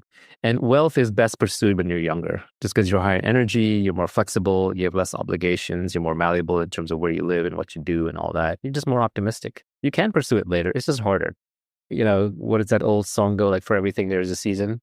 And if you're in your teens, you should be learning and doing. If you're in your 20s, you probably want to be working very hard in the arena, so to speak. In your 30s, you want to start harvesting. That's when you have your contacts and you still have a lot of energy. In your 40s, you definitely want to be harvesting. And this is where you really want to be watching your health. And you better be getting happy by now because there's not enough time left. And then when you're in your 50s, then you can do your political givebacks and your, contribution to society and be philanthropic and charitable. And when you're 60s, you can be a philosopher because enough experiences happen. You've thought through enough things. So there is kind of a natural season to all these things. I think back in the Roman days, I don't read much about the history of Rome, but my sense is in olden times, when you were in your teens, you would study. When you were in your 20s is when you would go to war. When you were in your 30s, you would do your business. When you were 40s, you would serve in politics. And in your 50s, you do your philosophy, right? Something along those lines. Maybe a few years here and there in each bucket. So there is a season for everything. So you want to get wealth first. Health is for granted when you're young, hopefully. Then you want to preserve your health as you get older. And then you better figure out how to get happy when you're, at a certain point, because you don't want to be that grumpy old person who's just getting angrier and bitter and more cynical at the world as they get older. We've all seen that. In very old people, there's only two extremes that I see in old people. They're either the ones who are fine with everything, they've made their peace with the world, and the ones who are bitter about everything, right? Because we become more of ourselves in whatever direction we're in as we get older. C.S. Lewis talks about this, where, to him, morality is, and free will mean that every little action you make, they compound, and you are the product of 30, 50, 100 years of these compounding actions. And you should take responsibility for each little action because it leads you closer to heaven or closer to hell. And if you just keep making small bad decisions, they lead to medium-sized bad decisions, they lead to large bad decisions. It's very hard to come back, and you end up having a failed life. So I think if you follow the seasons philosophy, for everything there's a season. You start with wealth, you preserve your health, and then you get happy.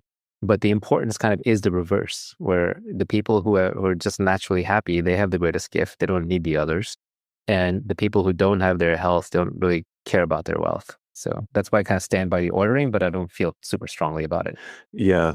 A failure mode that a lot of people fall into is they spend so much time pursuing wealth. They sacrifice happiness, they sacrifice health, and then they find out way too late that they've way overshot, their wealth bar. They've earned way more money than they need, or they've just the identity's become too enshrined for them to change. And, Yeah, I feel like the health part, everybody figures out as they get older. Nobody wants to be less healthy. Everybody wants to be healthier because the feedback loop and not being healthy is very tight. Pain demands a response, and eventually the pain will show up. So everybody wants to be healthier. And so I feel like people figure that out, especially once they get wealthy, then, they have more control of their time. They can devote time to health. And these days, frankly, you have GLP-1s, so people can lose weight. And obesity was probably the biggest mass market driver of unhealthiness. So that is being solved. But the happiness one is a tough one. A lot of people don't even believe it's possible. I would say most of my contemporaries who have made a lot of money, they are not happy people. And not even just not happy, they don't have an imagination that they can build their life on their own terms. They live very structured lives that are modeled after what they had in their youth, and not necessarily in a good way. I would say they're in straitjackets, like in terms of like, kids are in school, so I can't travel. I didn't hire help because, we're supposed to do our own dishes. These are like billionaires who act like this, right? Or they just don't think out of the box, right? They go to obligatory meetings or functions or festivals or ceremonies that are just tedious. It's like tedious meetings with tedious people, right? So I just find too many of them are not able to hack their life the same way they hack their career or hack their business. I mean, hack in a good way, right? But Agency, yeah. They're low agency about the rest of their life. They're very high agency about their work. And then their mindsets and temperaments, they're just not naturally happy. They're not able to enjoy themselves. They're not able to have a good time. They're not genuinely enjoying what they're doing, or they have tough family lives or tough relationships, all of which kind of is downstream of your own mental well-being. That's one of the things that sort of drew me towards everything that you'd shared over, in decades now, is a sense of high agency over everything in life. I have an amazing life. If people knew how good my life was, I'd be run out of town. My life is really good. I mean, basically, at any given time during the day, I'm doing what I want to be doing. It's well thought through. It's considered. It's not obligatory. It's designed in such a way that it does keep very good, authentic relationships with my family and the people that I care about. But I'm not doing anything I don't want to do, and I'm enjoying what I want to do. And if I'm not enjoying it, I'm changing it very, very quickly. And yes, it is not living by anybody's rules. Like, everything is built for me. You called yourself lazy, but I think it's actually probably a focus on the effort to output ratio. Yeah, I want the 80-20 in everything. I want the 99 one. The fractal 80-20. Yeah, exactly. I want to get the most that I can while doing the least, but in every aspect of my life. And then, open up more vistas. And actually, even among the philosophers, like, I love Schopenhauer because he's so truth-oriented, but he did not look like he was enjoying his life, right? Whereas someone like an Osho, even though he's a bit of a whack job and I don't agree with everything he says, at least he was enjoying his life. Osho was objectively enjoying his life. Absolutely. Because of the orgies and 17 Rolls Royces or whatever is in the documentary. And, I don't agree with any of that, but he was definitely having a good time. And it's more interesting to me to listen to an Osho or a Steve Jobs rather than somebody who was very successful or even enlightened, but just seems dour or down or miserable. Yeah. Well, I think one of the sort of load-bearing pillars of the happiness, work, the happiness chapters, the happiness ideas, is agency over perception. Or perception. I mean, agency over perception of understanding that, like, your tweet, there are no external forces affecting your emotions. Like, no matter what it feels like, you can control how you interpret the things that are happening. Yeah, changing your interpretation of the past. You don't store memories of your past. You store interpretations of memories of your past. Oh. And so changing those interpretations or revisiting those interpretations can be painful, but useful. It requires a certain level of humility. Mm-hmm. The ego is a thing that stands in the way. The ego doesn't really exist. It's just a concept. But the ego is just like, you don't want to go through the painful thoughts of reevaluating who you think you are and what you think makes you important. So you're not willing to re-examine your past. Like, let's say, like, for whatever reason, you had conflict with your parents, right? And so now you have an identity and interpretation of your past where your parents were bad people and you didn't get along with them. And therefore you're in the situation that you're in. It's their fault. Well, that's probably not true. It's probably keeping you away from your parents. It's probably making your life miserable. It's probably making them miserable. And then when you have kids, your kids don't have access to their grandparents. And the reality is, if you just went back and tried to be very objective, neutral, and give them the benefit of the doubt and realize they're genetically very similar to you, they just had different circumstances and they made the hard choices they had to make, that perhaps it wasn't entirely their fault. And perhaps you could be more charitable about it. And if you reinterpret that, then you could have an objectively better life with them. But it would require you to take the ego hit of no, actually, and you weren't wrong. So that means some of the things that went wrong in your life were your own bad choices. Now, seeing that truth might allow you to make better choices, but it does mean that you take a ego hit. You have to have painful thoughts. And this is where things like meditation or understanding the nature of the self help, because you realize those thoughts aren't you. There's going to be a bunch of pleasant thoughts and there'll be a bunch of unpleasant thoughts, and there'll be a bunch of pleasant thoughts again. These are just thoughts. Thoughts don't actually have feelings. Thoughts don't get hurt. Thoughts don't do anything. Thoughts don't mean anything. And it helps to disconnect from them a little bit, to be objective about it. So that's part of the process of meditation, by the way. It also happens in psychedelics, where people will reinterpret their past and they'll come out happier, not knowing why, but the real reason is because they've worked through problems in the past and they've reinterpreted them. I think I did some of that, not as a conscious, deliberate exercise, or like, oh, I'm going to go through my past and reinterpret it, but it's just that when I was open-minded about it, and I was like, I just want to know the truth, or or even like you're mentally suffering, you just want to get over it, you just want to get through it, you're sick of it, you're done with it, right? You're done with the suffering. Then it helps to objectively reevaluate those thoughts.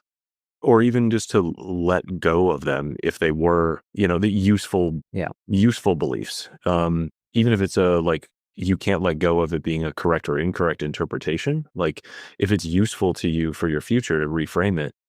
Yeah, that's what forgiveness is. Forgiveness is you forgive them because you reinterpret what happened. You're like, okay, maybe it wasn't entirely their fault. But another one is just like, it was their fault, but I still have to genuinely forgive them. This is hard, but I'm going to do it so that I can move on. So it's not occupying my mind and my brain. And I'm not sitting here spitting venom and blood and just feeling angry about the whole thing, just feeling terrible, because anger makes you miserable. Anger, spikes your cortisol, gets your adrenal glands going, ages you, makes you feel bad. A lot of the vices and sins, the traditional ones, they make you feel bad. The punishment is directly on you. You feel the burden of it immediately. And so you get over it, not because of them, not to forgive them, but to forgive yourself, but to just get it out of your own mind, to clear your own mind. Yeah, if you can't get yourself to forgive out of selflessness, you might be able to out of selfishness. A thought experiment I like to play with is, which human being, if we can measure everyone's sort of neurochemical levels over a month or a year, like, which human on earth is experiencing the most subjective happiness? And who is that person, and where are they, and how are they living? What do they believe? And, what are their habits? I think it's highly likely that it's, a religious plumber with a family of 4 or something, volunteers. Well, I mean, one of the things that's amazing about the internet is that there are actual enlightened people out there. And in the past, they were inaccessible.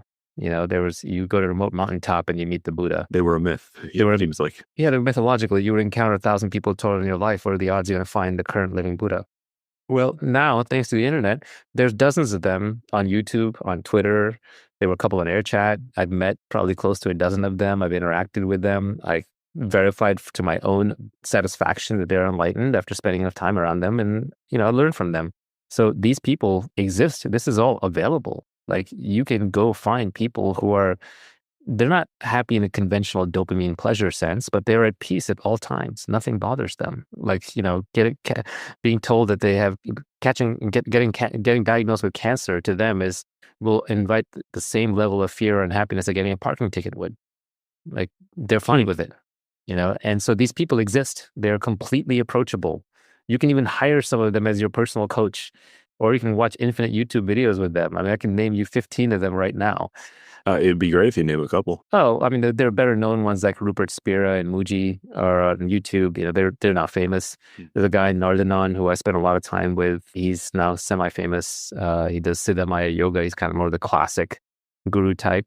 There's personal friends I have, Stephen Belcher, who was on AirChat with me. He's on Twitter too. James Pierce, he's tweeted a lot. Effortless Stoicism, Kapil Gupta, who I worked with in the past. There's Ascendor, who's on YouTube. I tweeted him out recently. There's another guy who works as a waiter at some restaurant in the Midwest. I forget his name. I tweeted him out. There's Saja.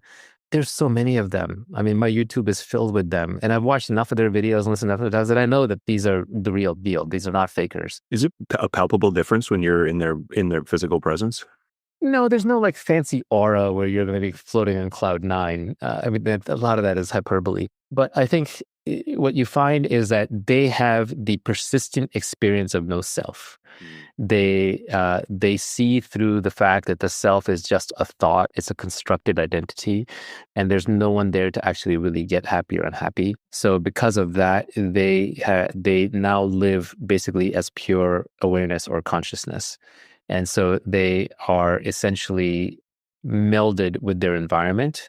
They feel a sense of peace because your awareness is the one thing that's never changed about your entire life. It is the one thing that is perfect and permanent in your life from birth to death.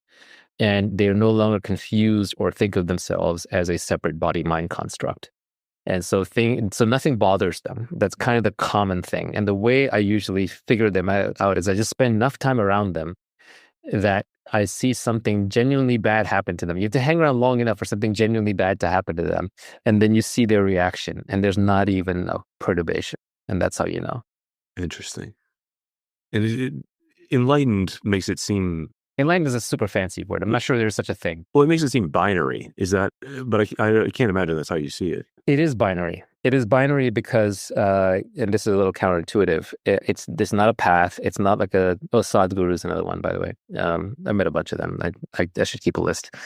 I have a seekers list on Twitter, which is open, which tracks not necessarily enlightened people. That has a couple of those on there, but also people who are working towards it. They care about it. They're genuine seekers. That said, I'm not sure there's any such thing as progress because it's either you believe that you are a separate self or not. It's that simple. And not even believe. Believe is the wrong word. You know, belief is not strong enough. Belief will not suffice. So either you know that you're a separate self or you know that you are not. The reality is everyone's agnostic. You know, there are very few actual atheists and there are very few actual religious people. If you were actually religious, you'd just be like, well, everything's in God's hands, so everything's fine. And if you were actually an atheist, you'd be like, well, none of this matters, so everything's fine, right? But we're all agnostic.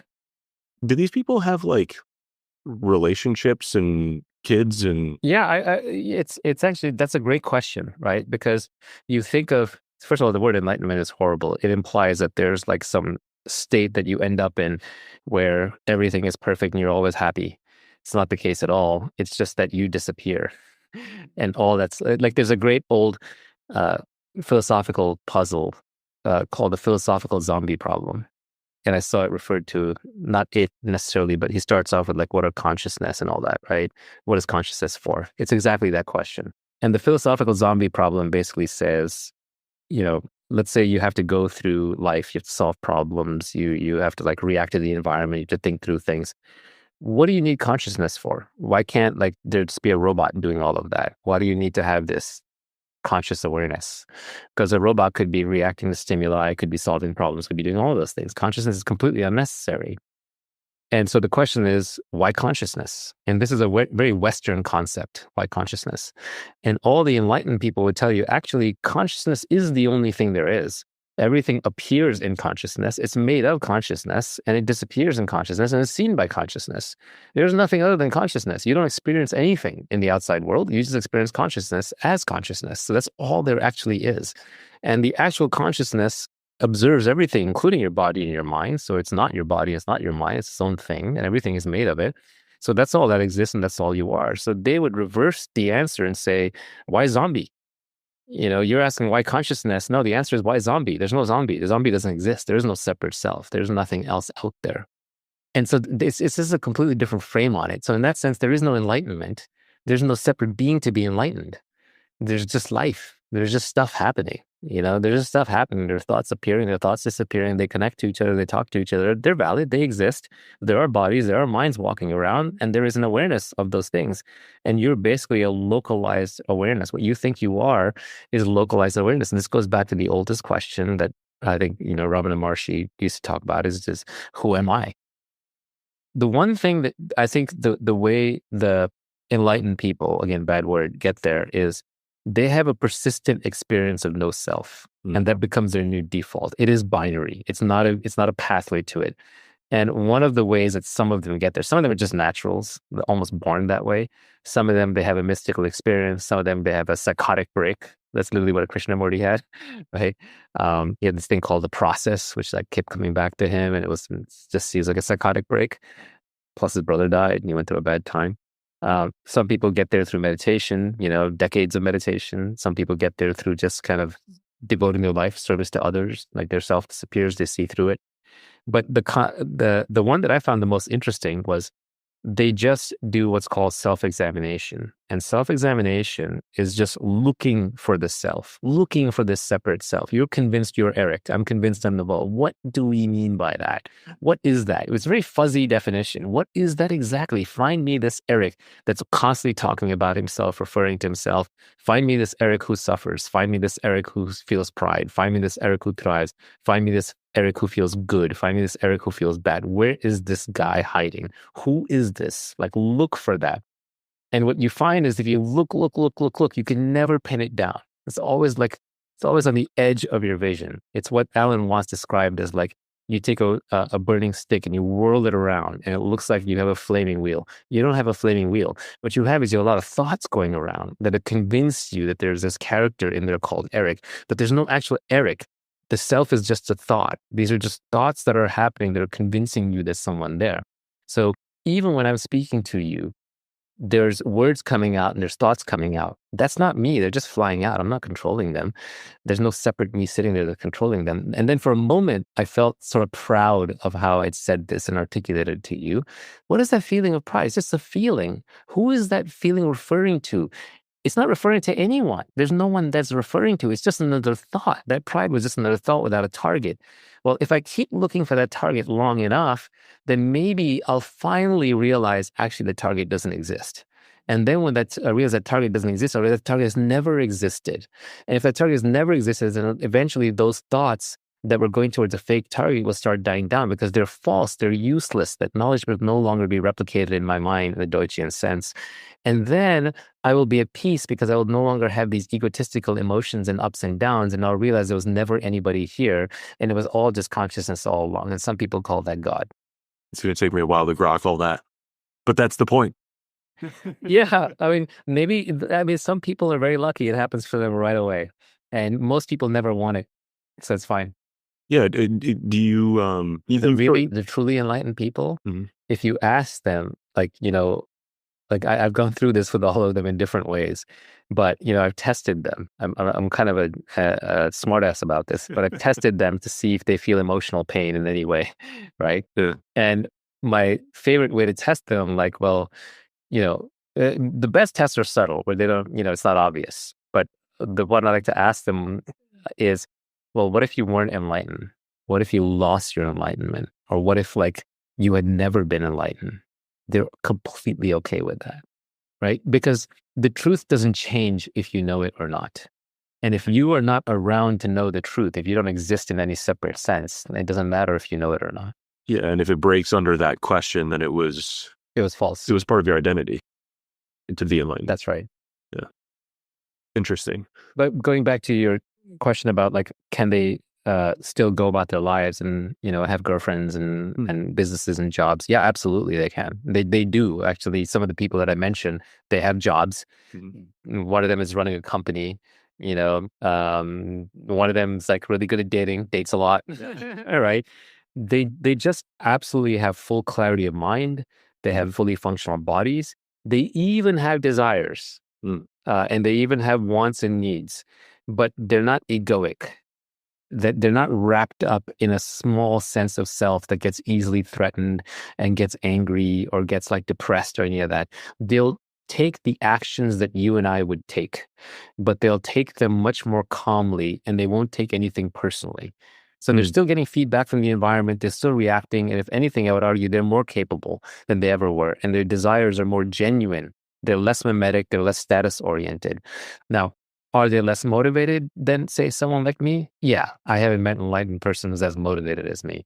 On the other hand, I haven't met many people who are as motivated as me, right? Maybe I think I may have met 5 people in my life who are more motivated, Yeah. Right? So it's hard to intersect that set. And would I take that trade, being slightly less motivated for being enlightened? Sure.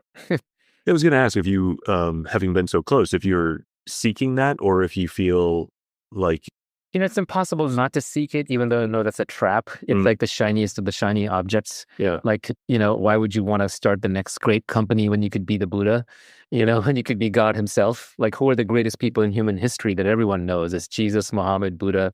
It's that bunch. It's not even the Caesars of the world. Yeah. Maybe the Einsteins, right? But essentially truth seekers. Truth seekers are the most revered. And artists. History remembers artists and truth seekers. And the truth-seeking artists are the highest of them all, right? The Tao Te Ching and so on.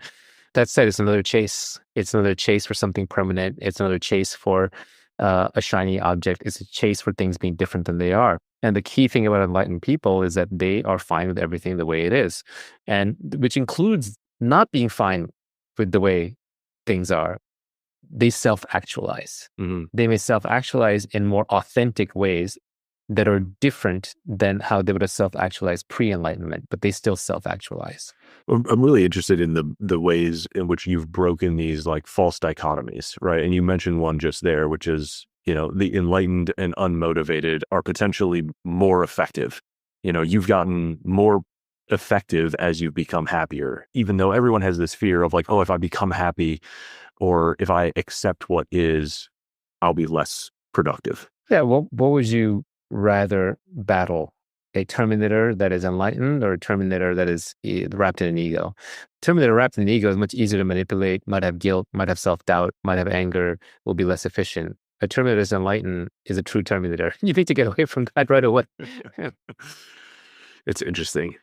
There is a place for emotions. Modern society is very safe. So a lot of the anger that we feel is derived from times when anger was there for physical violence or physical reasons, but we now take it as mental. A lot of the modern suffering comes from we feel things chronically that were meant to be felt acutely for brief periods of time. So I don't think you are less effective because you're happier. You will choose to do different things. So it may look like, oh, you're changing for the worse because you may look less motivated or motivated for a different thing, but you're motivated for something that is going to make you more effective while you're being happy. By the way, no one chooses to go back to being less happy, right? Yeah. No, it's just like money. No one chooses to go back to being strictly dominant strategy. Correct. To become happier. That's right. These are strictly dominant strategies. These are unalloyed goods. So when people say, I don't value happiness, that's just not true. That's not true through your own actions, because every time you've been happy, you don't want to give that up. And every time you do something that makes you a little bit happier, you're not going to give that up. Like one of the things, like as you kind of go through the progression of life, there's a point where you have roommates, and then you get to like not having roommates, right? You don't want to go back to like the pre-roommate life. But then you have kids, and you're the worst roommates. And the best. I mean, it kind of sucks when the kids grow up and leave too, right? Yeah. You don't want to go back to commutes. If you've had long commutes and then you get like start walking to work or having a short commute, it kind of sucks to go back to commutes.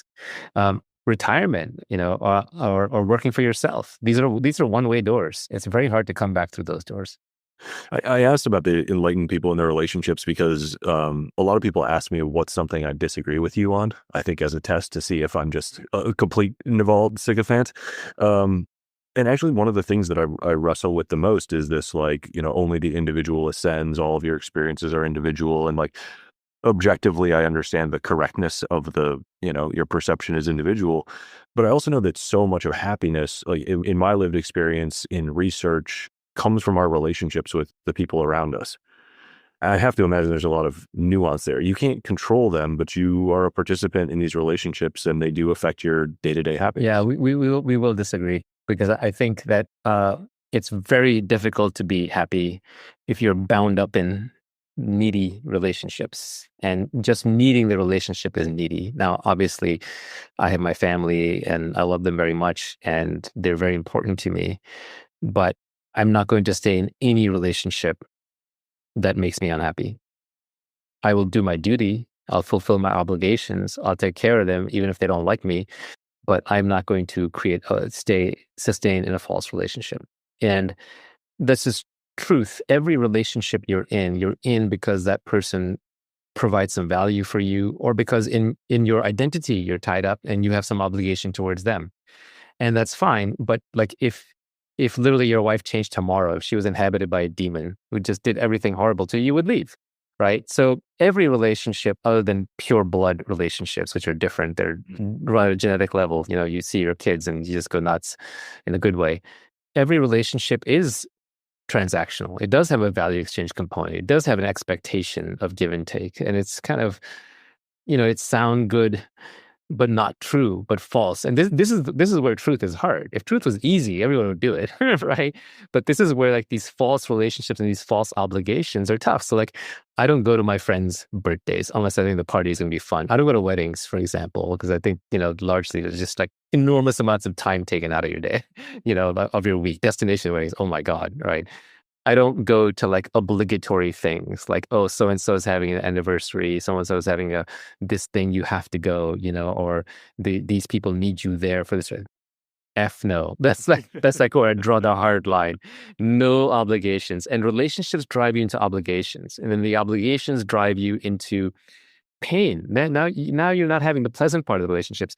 Now I'm left with, in my life, people who are similarly free, similarly low ego. We hang out all the time, but it's voluntarily. We all want to see each other, and we're all being at our best to each other because we want to attract the other person. We don't take each other for granted, which is like the worst thing that can happen in a relationship. You have to invest into all your relationships because you want to keep them alive. If you value them, you invest in them. But there's no false attachment. It's the neediness that destroys a relationship or creates a fake relationship. Obviously, to a family, you have obligations and you fulfill them. And I don't have a single estranged family member. Everyone is in my life, everyone in family. So, it's not one of those, your family's broken, you're going to fix the world situations. The family's functioning really well. But at the same time, you have to be happy on your own. The secret to a happy relationship is two happy people. Okay. Because you can't be happier than your spouse. They'll drag you down or you'll drag them down. So it's important that each person find happiness, and happiness is personal. They each have to work on it. The worst thing you can do in a relationship is go to somebody else and say, cheer up, being happy. What's wrong with you? Why are you depressed? It doesn't work, right? So it has to be tackled at an individual level. And then once your own house is in order, then you can form genuine relationships with other people. But putting relationships ahead of your own work and your own happiness, I think is a mistake. You will get neither. I think that's a good formulation of like, they are valuable and important. You want to pursue them in that order.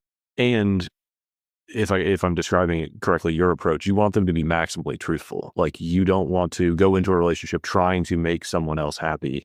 And I don't want them to do things to make me happy that are dishonest. I don't want them to, feel like I'm a burden or an obligation. Like one of the issues I have is like, as a parent, like, I do things, for my kids because I love them. And people around me are always trying to train them to say thank you. They'll say, oh, your dad gave you something. Did you say thank you? I'm like, don't do that. Don't train them. They're not an animal. Like, if they genuinely feel gratitude, it'll come out in some way. I don't need it. I'm not doing it for the gratitude. Yeah. Right. And I don't want to train them like an animal. If they're genuinely thankful, it'll come out, and if they're not, it won't. But don't force it. I don't want any forced obligations in a relationship in either direction. Yeah.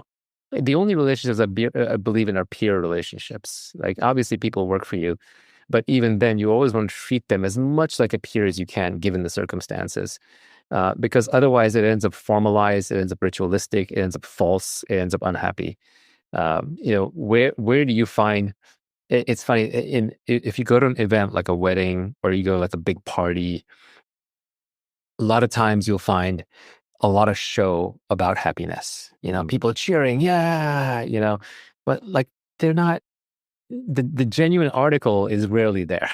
The genuine happiness comes in smaller interactions that are more genuine and less forced. Like, if you're forced to wear a tux and you're forced to show up a certain time, then you're forced to listen to a speech, then you're forced to do a toast, then you're forced to go around. And it's like, that's not what actually makes you happy. If it was genuinely how it makes you, what makes you happy, then you would be doing that every day. You'd be going to every party and every wedding and every bar mitzvah and everything you get invited to. But at some level, those things are tedious. You're doing them for other people and they're doing them for you. Like, who's doing it for themselves, right? So I think like true celebration is a beautiful thing, but it has been ritualized so much. Like Valentine's Day, having to send flowers, Hallmark cards, all this stuff is ritualistic bullshit. real happiness is when you're genuinely grateful with somebody else, and you do something kind for them because you just want to. And you have to create space for that in your life, and you have to create situations where you feel that authentically for people who are genuinely inspire that in you. And I don't want anything ritualistic. I never want a card. I never want a ritualistic gift. I don't want a medal. I don't want an award. All these things are useless. I was going to ask you about, helping people sort of find the courage to be that truthful in their lives. But, I think it just goes back to the long-term view. Like, that the truth, even if it causes short-term pain, of like, hey, I'm not going to do this to make you happy. I don't want you to do this just to make me happy, is the best way to create this long-term. That's absolutely true. But I think it's even deeper than that. It's that truth is non-negotiable. Like, find me a single person who says, I don't want the truth. That's a rare person, right? Well, the express preference, I think there's probably plenty of people living, choosing to live lies. I think they don't want to disappoint other people. Mhm. And I think so we're all caught in this collective trap, Yeah. right? Like, one of the things COVID did that was good was it broke the collective trap of commuting. Right, it legitimized work from home. Now, some people might take it too far and they just checked out completely, but overall, it broke society of its addiction of commuting to unnecessary commuting to unnecessary meetings, and that was good. So I think the same way, like, it would be good if we can break society of its addiction to pomp and circumstance, right? Like Valentine's Day. Like, that should be happening all the time with the person you love, spontaneously and naturally. Instead of February 14th, everybody tries to get in the same overpriced restaurant and buys the same overpriced flowers and gives the same overpriced, checks the same box, right? And if you don't feel like doing it naturally, then that means there's something wrong with your relationship that you should fix, or you should move on to another relationship. But what's not the correct answer is to do this falsehood of checking the box every year and kicking the can down the road. You're just wasting everybody's time. Hello and welcome. It's been 5 years since the Almanack of Naval first came out, and to honor that, Naval and I wanted to do a special edition for you. We spent the day together and recorded over 4 hours of our conversation. Now we're sharing that here with you, updating and expanding the key ideas in the book. Like everything else in the Almanack of Naval, this version is being made available for free, in addition to the audiobook available on your favorite platform. This book has grown as a word-of-mouth phenomenon, being gifted and recommended, ultimately reaching millions of people all over the world in 40 languages. I hope you will help these good ideas continue to spread. Thank you for joining us. Let's dive in. Well, it's probably a grandiose association, but it feels like you're writing your meditations. They're notes to self that are public, that you're iterating on. Well, Meditations was more authentic because he didn't mean for his journal to be published. Yes. So you have the observer effect. Yes, mine is less authentic for sure. Yeah. I try to keep it as authentic as I can while being public, right? Just being public has some level of inauthenticity baked into it. The guy I really admire is Schopenhauer, because he wrote so much harsh truth while he was alive and nobody liked him, but he knew he was telling the truth, so he didn't care. And now he's posthumously incredibly famous, or should be anyway. I think he's the greatest of the Western philosophers that I've encountered. Maybe I'll write my real book and it gets published posthumously, because I do live in this world, and now the world is super connected and I have kids and all that. But that's when I tell all that harsh truths. One of the pieces of advice you gave somebody who was presently unhappy about finding purpose, finding meaning, was God, kids, or mission. Yeah, that's right. God, kids, or mission. Got to find one of the three. At least. I was curious how those broke down for you personally. Got all three. Well, my God is personal. I can't even articulate it. I'm not even sure I use the word God, but it's there. I have my own relationship with whatever this is. Kids definitely have them, love them. Broader than that, just family. Family's great. Be close to family, love your family, take care of them. There's no substitutes. And expand your definition of family as you get older. And mission, I have a product that I'm working on. I'm recording this thing with you. I'm trying to self-actualizing as to what I do best. So the mission is narrow to what you're working on now. It's not a grander human level, civilization level. I'd like to be enlightened. I don't feel like I have a right to lecture people on these esoteric topics without myself having explored them all the way through. So in some level, part of the reason why I haven't written a book is because I feel like it might be fraudulent. Part of it is I'm just lazy, so that's a good excuse, but it might be fraudulent. Can you overdose on introspection? I think it would be a different thing. Introspection, if you're trying to find truth, if you're like thinking, like watching yourself and increasing your self-awareness, I don't think you can. I think you get bored of it or distracted before you overdose on it. But if you're ruminating, if you're basically like, oh, this shouldn't have happened and this was wrong, and you're caught in that mind loop that depressed people have, then you can absolutely overdo it. So it depends what you're thinking about. If you're observing yourself, that's different than if you're obsessing over yourself or you're obsessing over some problems, some of which can be real, but most of which are imagined. Like one of the controversial takes I have, people don't like this, but if I'm reading a philosopher, right? One tweet I did put was like, the more it matters who said it, the less it actually matters. I think that is true. Like truth is truth, regardless of who it comes from. But at the same time, there's philosophies of how to live your life. And these aren't just like simple statements. These are like this person's entire philosophy, right? And I don't read books these days. I read authors. And I don't read authors, I read philosophers, right? So I'll read Deutsch, I'll read Osho, I'll read Krishnamurti, I'll read Schopenhauer. And because I like them, I'll read everything by them. And until I'm done reading everything by them, why would I read anybody else, right? I'll read everything by Taleb, right? But I do judge these philosophers on the outcomes they got in their lives. So if somebody has a deep philosophy, but they seem like they were unhappy and they didn't get what they wanted, they were miserable about it, then, it's like that line from No Country for Old Men, like, what good are your rules if they led you here? The killer says that when the protagonist shows up in the wrong place, right? So it should lead you to a good place. So there are some modern writers of recent times and celebrities who I won't name, but they basically killed themselves. So I'm like, how great was that philosophy? Like, I'm sorry you killed yourself, but clearly whatever you did as your philosophy did not work. Now, there might be individual truths in there that I can pluck out, but I'm not going to invest deeply in your philosophy or reify your life because it ended badly. You've got a great tweet. The real truths are heresies. They cannot be spoken, only discovered, whispered, and perhaps read. That's right. So it's my posthumous book. Why is that though? Like, why are there so many? Oh, society will lynch you. Why are there so many forces like working against truth? Because society has to stay together. Groups have to have consensus. And to have consensus, you have to have a shared set of beliefs that are false, but make it easier to get along. And like one of those is everyone's equal, right? Everyone's equal in the Holy Ghost in sense. Everyone's equal in this consciousness sense. Everyone's equal in the universal explainer sense.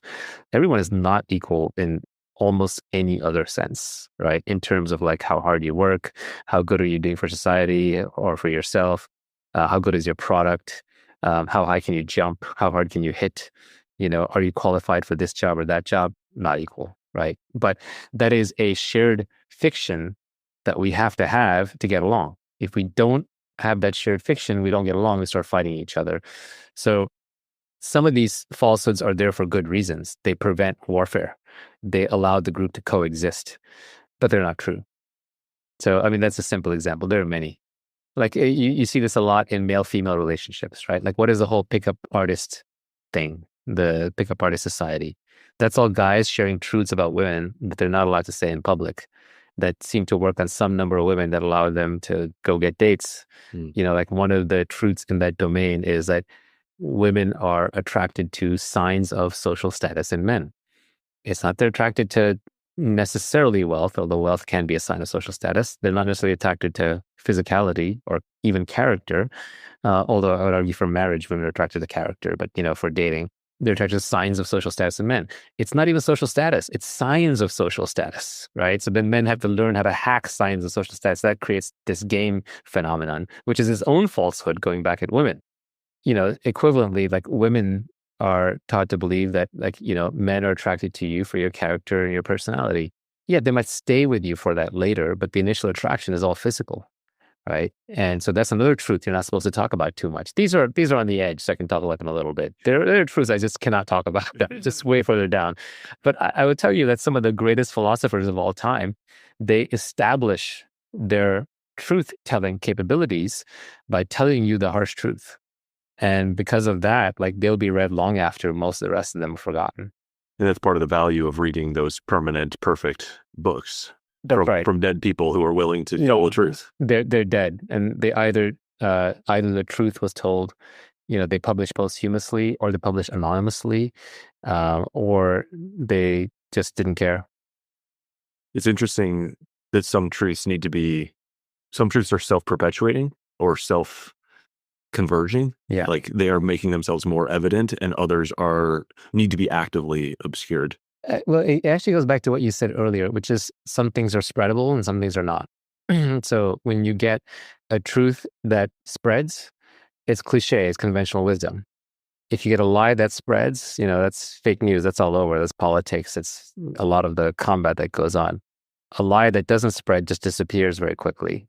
And then there's the truths that don't spread. And those are actually the most interesting. And the reason they don't spread is because spread is a function of groups. To spread, there needs to be a group to spread within. So any truth that lowers group cohesion will not spread. And then there's kind of like a 2x2 matrix, right? Yeah, it's a 2x2 matrix of truth versus spreadability versus spread. And basically you have conventional wisdom, fake news, heresies, and non-existence. Those are the four. And nonsense, I would say. Yeah, so I mean, the problem is, like, everyone knows the conventional wisdom. The heresies don't spread. So most of the news is fake news. Mm-hmm. By definition, like, conventional wisdom doesn't need to be spread because it's already out there. And heresies don't spread because they're not spreadable. And nonsense doesn't go anywhere. So the only thing that makes it through the environment is fake news. Well, and Peter Thiel's question is digging for heresies. Right. That's right. If you want to be non-consensus correct, you need to bet on a heresy.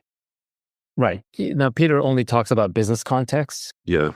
But the real heresies are everywhere.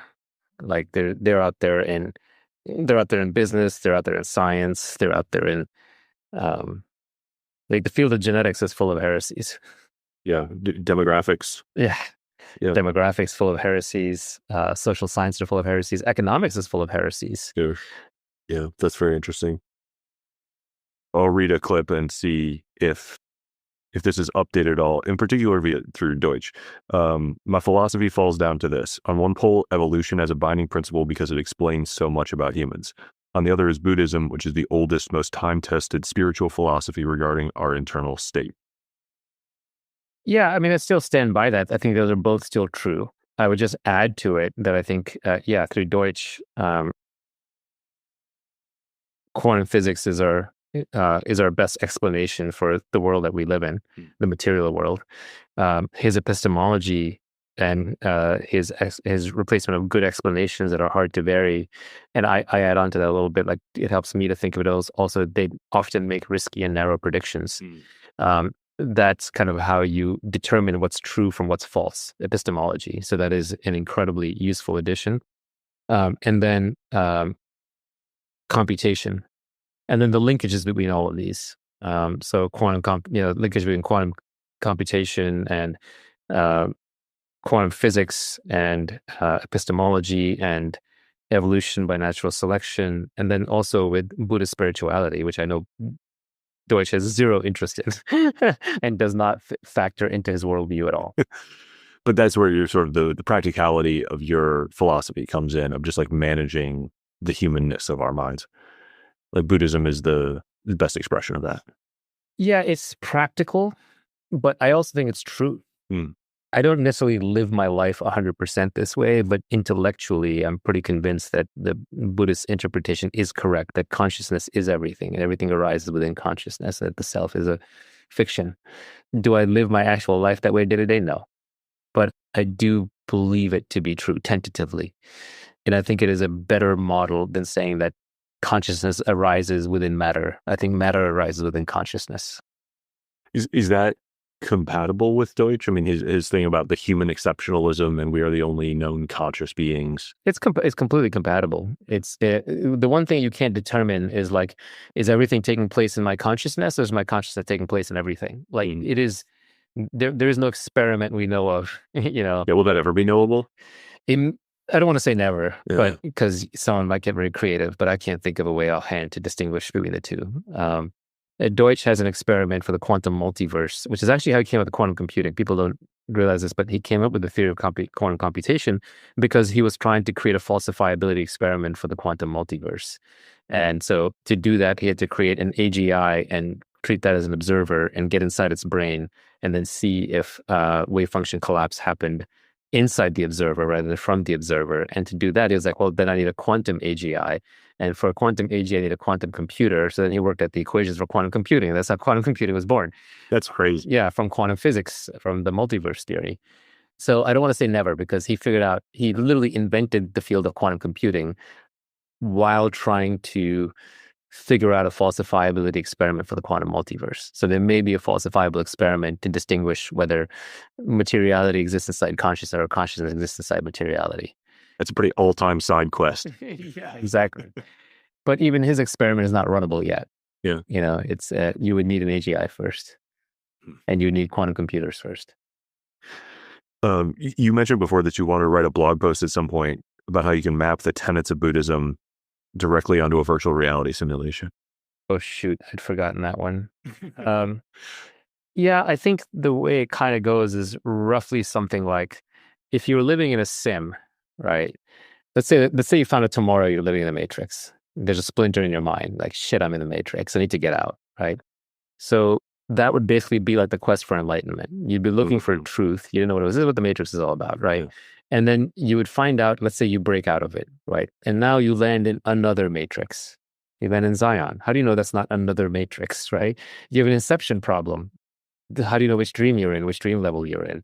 Because the moment you're out, it means you can get out, which means that you can't trust this is real either, right? This could just be a sim as well. So breaking out of the simulation does you no favors. It puts you in an infinite trap. And so then you're always trying to break out of the Matrix, no matter where you are. You never know if you're in base reality or not. So there's only one way you could be convinced you're in base reality, right? Now, you could be dead, but if you're dead, there's no one to convince. You can't have an experience of being dead, so that's not valid. But there's only one way to truly break out of the Matrix, which is the white room. In the Matrix, they go into the white room, it's just blank. What is that? It's just consciousness. There's nothing there other than just like pure awareness, right? If you're in pure awareness, that means you're not simulating anything other than just you're there. That's it. The only thing you're simulating is I.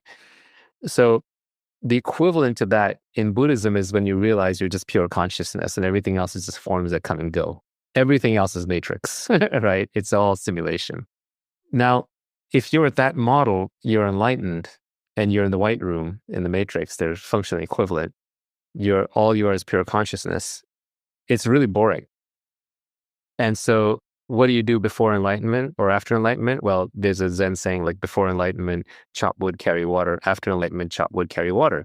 So now you realize you're bored, and now you realize why the matrix or the white room generates the entire matrix, or why God creates infinite forms, or why, you as God forget yourself and then go back into the game. It's because it's boring out there. So you go be Cypher. So Buddhism in the same theory kind of leads you the same way. So if we manage to create simulations and we put ourselves inside the simulation, at first it would be really fun. You'd be like, I'm in the sim, I can do anything. And you're like, wait, I control the sim. This is really boring, right? And so then you'd have to forget that you're in the sim. You'd have to wipe your own memory in the sim so that you can actually enjoy the sim. But then you'd also feel fear. And at some point, you get this nervous feeling, I need to get out of the sim. And then when you try to get out of the sim, you're like, how do I know I'm out of the sim? And then eventually you get to the white room, you're like, now I'm out of the sim, but now this is really boring. And you create a sim, wipe your memory, and dive back in. That's your rebirths. That's your infinite cycle of rebirths. So that's how I map Buddhism to simulation theory. They reach the same outcome. But simulation theory to me is a lousy theory. It's unfalsifiable. It just kicks the can up the road. All it makes is it makes a probabilistic argument. It says like, hey, we're likely to develop this and then do that and then do this and then do that.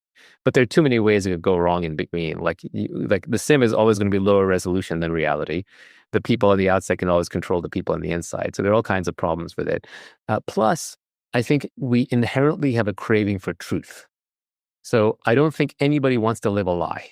Even I myself, like even if I were, living in some other reality, I would not create a fake reality where I would forget everything. Or if I did, I'd leave myself an out, an eject button, which I'd have to look really hard to find. Maybe that's called enlightenment. Right? Well, I like the simulation theory. I find is a useful belief because you see the people. If what you need out of life is to not take yourself too seriously, to be high agency, to be active but not stress too much about what you're being active about. Yeah. Like it's actually a pretty useful frame for most of life. It's just religion. Religion would do the exact same thing for Exactly. Yeah. with less steps, less computation involved, less programmers.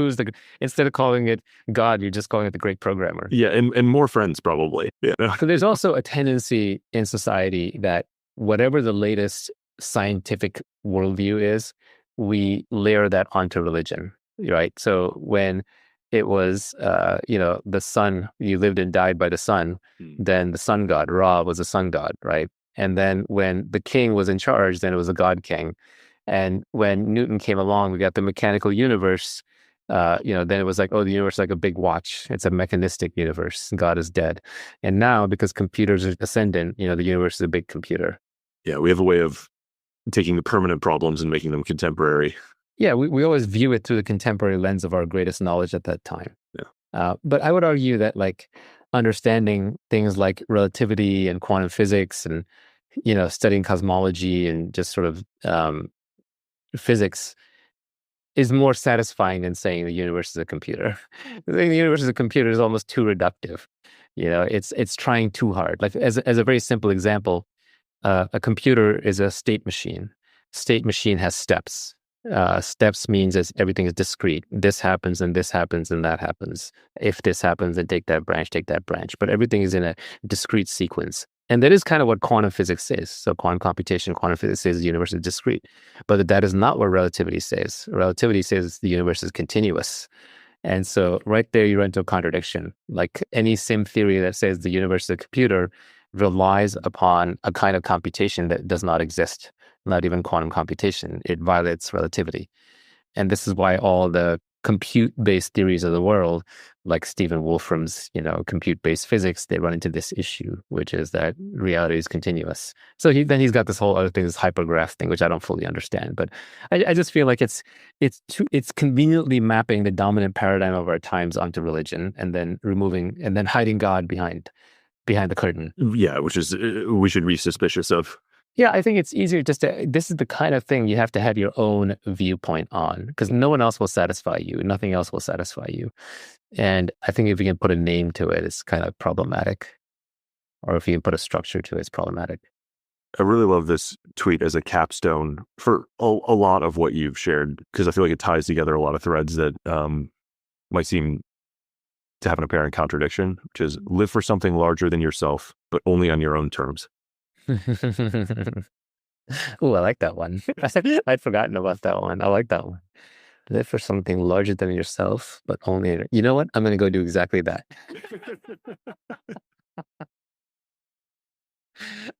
I like that one. It's a really good way to disentangle everything. Yeah, because society doesn't want to tell you to live on your own terms because they're afraid you're going to screw over society. You're just going to be a criminal and a thug and a hedonist. But that's the path for unintelligent people. The person who doesn't know what they're doing is the one doing too many drugs or breaking too many laws or doing horrible things. Like you don't need to do that. It's not going to make you happy. It's just a trap. It's a trap that you're caught in. When we look at a drug addict, that's a trap that they're caught in.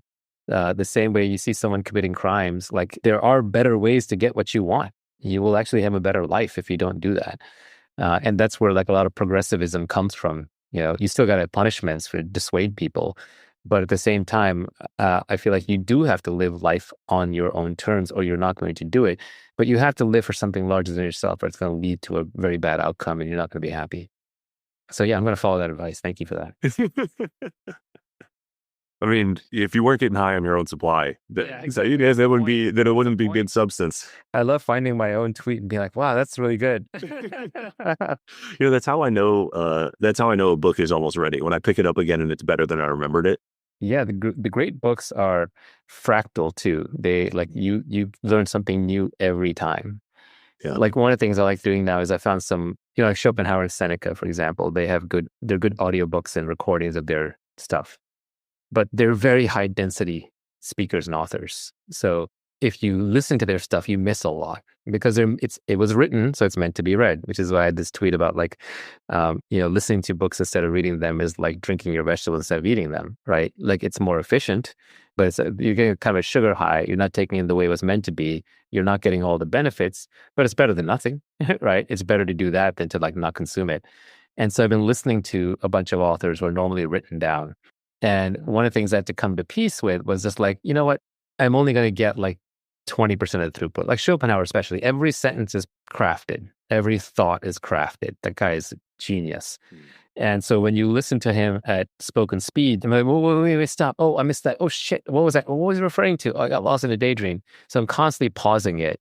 But then I finally had to give up on it. I was just like, I'm just going to listen to what I'm going to listen to. I'm going to absorb what I'm going to absorb. And I'll just go back and listen to it again later, like if it was that good.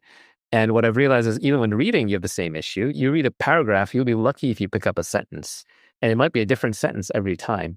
But the good books have the property that there's not much wasted space. All the sentences are useful at some point to somebody.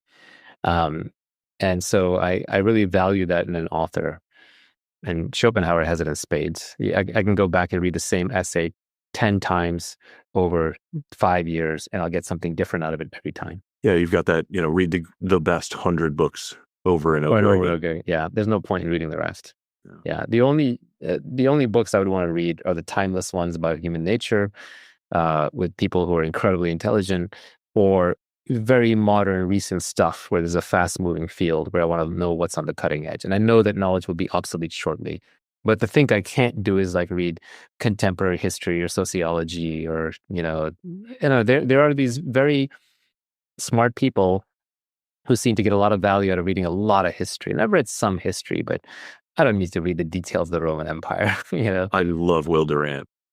I love lessons of history. I'm not going to read the whole story of civilization, all 12 volumes. It's like too much detail. His other books, like Fallen Leaves and Heroes of History and stuff, the like really condensed stuff. Yeah, Fallen Leaves is kind of sad. I couldn't make it through it. I started it, and it was just like, he was like, oh shit, I'm getting old and this sucks. And what was the point of all this? Like, that's what the book is basically saying.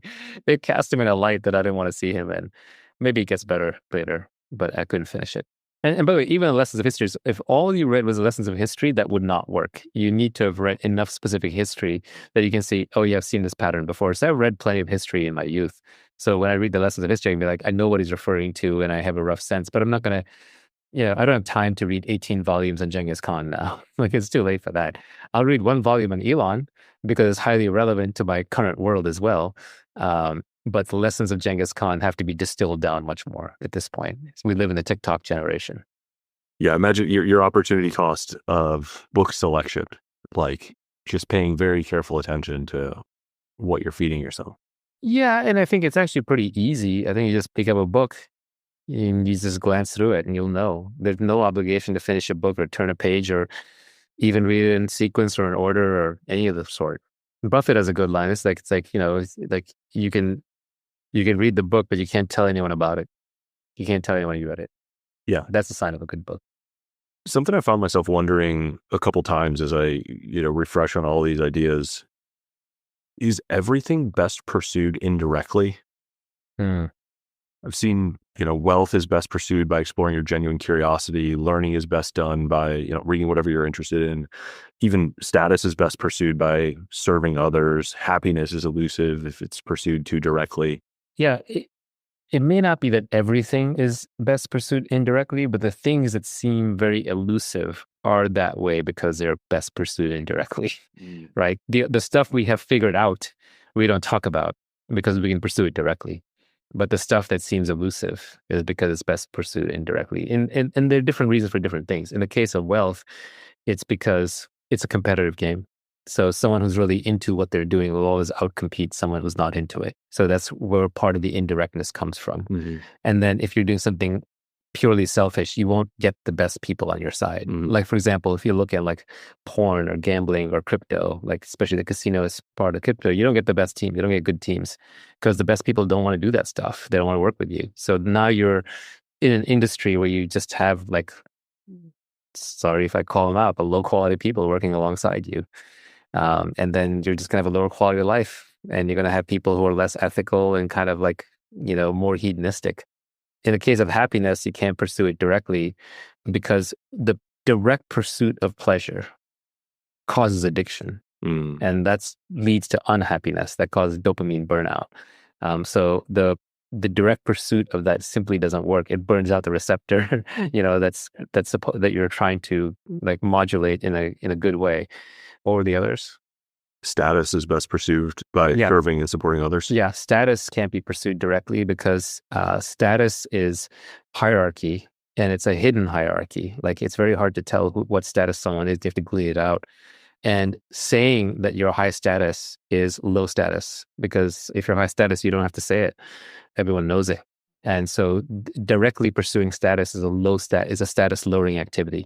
So that's why people try to be ironic or clever when they put people down. They try to bring people down by saying, Elon's a Nazi. He's evil. He did the salute. I'm like, no, you're a midwit. You're an idiot. You should watch the video and see how many so-called salutes people do all day long when they're waving their arms around. So all you've proven is you're an idiot. But what they're trying to do is trying to bring him down in status. And so they're trying to elevate their own status. They're trying to pursue indirectly. So a lot of what we see as bad behavior from journalists or on Twitter or in modern society with fake news is just the pursuit of status in a covert way. And love, you don't want to pursue directly receiving love, because receiving love is needy, and it's actually not the thing you want. It's giving love is the thing that you want. You can manufacture love anytime you want. I actually envy, quotes, not really envy, but there's a class of person who's just very loving, and can give genuine love without talking about it. The people who are, saying, oh, love, love, love, they use the word a lot, they're pursuing status, right? It's just another way to pursue status. But the people who are genuinely capable of feeling and giving love to large quantities of people, like that's a form of an enlightened person. And they themselves always seem pretty happy. When's the last time you saw a person who's extremely loving but miserable? Is this related to the Deutsch's fun criterion? It's not a good brand, but it's... Oh, yeah. No, Deutsch has an independent version of the same principle. He calls it the fun criterion, which is like, if you're not having fun, don't do it. Now, his is a little more extreme. Like, his like, no, don't teach, this is part of the taking children seriously thing. Like, don't teach kids math if they don't enjoy it. I'm like, God damn it, my kids are going to be mathematically enumerate and they're too old to pick it up later. So I'm not sure I followed the whole way, but I get what he's saying. And I believe there's huge merit to it. Yeah, he calls it the fun criterion. If you're not having fun, don't do it. And I think he's right. Like, the older I get, the more I do things that are more fun, the more genuine it is. I'm not learning any less. If anything, I'm learning more. It's just, I don't beat myself up anymore about not knowing about things that I should know about. And instead, what ends up happening is I end up learning the things that I'm genuinely interested in. And then I learn more. I learn faster. Actually, this is related to, I've started doing startups again, and I'm doing a very difficult company right now. The name of the company is the Impossible Computer Company. Okay. It's really hard. What we're trying to do is really hard. It might be impossible. And literally the name of the company is Impossible Inc., but we're impossiblecomputer.com. So what we're doing is basically impossible. I talked to 4 people last week, technical experts, each in their domain, a little bit about what we're doing. All 4 of them told me it was impossible. Or 4 told me it was impossible for 4 completely different reasons. Right? So it's not an easy task. But I'll tell you, I've never learned faster in my life. Because I'm so curious about it. Like, every time something comes up, I'm like, all right, let me pull up the paper. All right, ChatGPT, fire up the O3 Pro engines, fire up Gemini 2.5 Pro. Let's go. Teach me this, teach me that. No, explain like I'm fine. No, back up. What about this? And I'll call up my co-founder. I'm like, we're doing a whiteboard session. I feel like an idiot. What is this? What do you mean? You didn't tell me this. Oh, you take it for granted? No, this is the hardest part, So I'm learning so much, but because I'm motivated to go out and learn. I am a little motivated. I want the answer to be a good answer, but I'm not truly motivating the answer. I want to navigate my way through the idea maze, the bollogism of the idea maze, and figure out the right answer. But the concrete act of trying to do something and trying to build something is driving the learning curve. If I didn't have that very concrete activity, then I would not be learning at anywhere near the same rate. And that motivation has been really important. It's really accelerated my learning curve. Actually, I'm not drinking caffeine partially, and I'm kind of back on more of a health kick is because I want to be alert and awake all the time so I can just stay up with the company. I can keep up with it. Well, and you're additionally motivated, I'm sure, by building something that has never been built before. Exactly. And I'm pouring, right now, we're burning $1.5 million a month of my money. So that's an additional layer of motivation. Huge motivation too. Yeah, you never. Yeah, so you're learning very fast. Very fast. When Like, you've got, what are we spending money on? What is that $500,000 check you just wrote? Oh, okay. Damn it. so you got a big carrot and a big stick, and that's a good recipe for learning. Highly motivating. Yeah. Well, I was very inspired by Elon on this. I think you know the story where he said he made 200 million from the sale of PayPal, and he put 100 million into SpaceX and 80 million into Tesla and 20 million into Solar City to borrow money for rent. Yeah. I don't know if that's true, but it's a great line. Very inspirational. So I'm like, well, if Elon can do that, I can make a bet too. Well, and that story even oversimplifies it a little because it happened iteratively, which for anybody who's on a burning platform knows, like, that's way more painful. Yes, than a one time. So he's sitting there with $200 million and he puts 100 down and says that should be plenty to start these companies and get them there. And then they're going to die. They both look like they're on the verge of death, and he has to write checks for all of his remaining money, including his house. Yeah. Like at the same time, functionally, to keep them both alive by a shoestring, by a thread, and they both lived. Yeah, I don't know how real these stories are, but they're good, man. Fred Smith has one, the founder of FedEx, of how he had to go gamble the last money in Vegas to make payroll, and he did. Yeah. Or Steve Jobs, he poured a lot of his wealth post Apple. He didn't have that much because the original Apple wasn't worth that much, right. But he sank it into Pixar and to Next. Yeah. Because those were all self-financed. Ross Perot, interestingly, was a big backer of Next after Jobs, but he almost lost it there. So it's not to say you have to risk the money to make it. It's more just that you have to have the courage of your convictions when nobody else does. You have to make it from 0 to 1. The space between 0 and 1 is infinite. To make that leap requires everything. Well, it's a good use of capital. What else are you going to do with the earnings, then put them into a mission that you believe in, that's doing something that's unprecedented? I could buy a really big house and look down on everybody. Yeah, I think that's part of why Elon, I think, gets so much respect, is he put everything on the line. I mean, the guy will sleep in a tent under the log cabin, for the Starship launch, and whatever motives people can ascribe to Elon, you can ascribe, if you want to be negative, you can ascribe an ego motive, but you can't ascribe a selfishness motive. Like, he's not trying to hoard it. Yeah.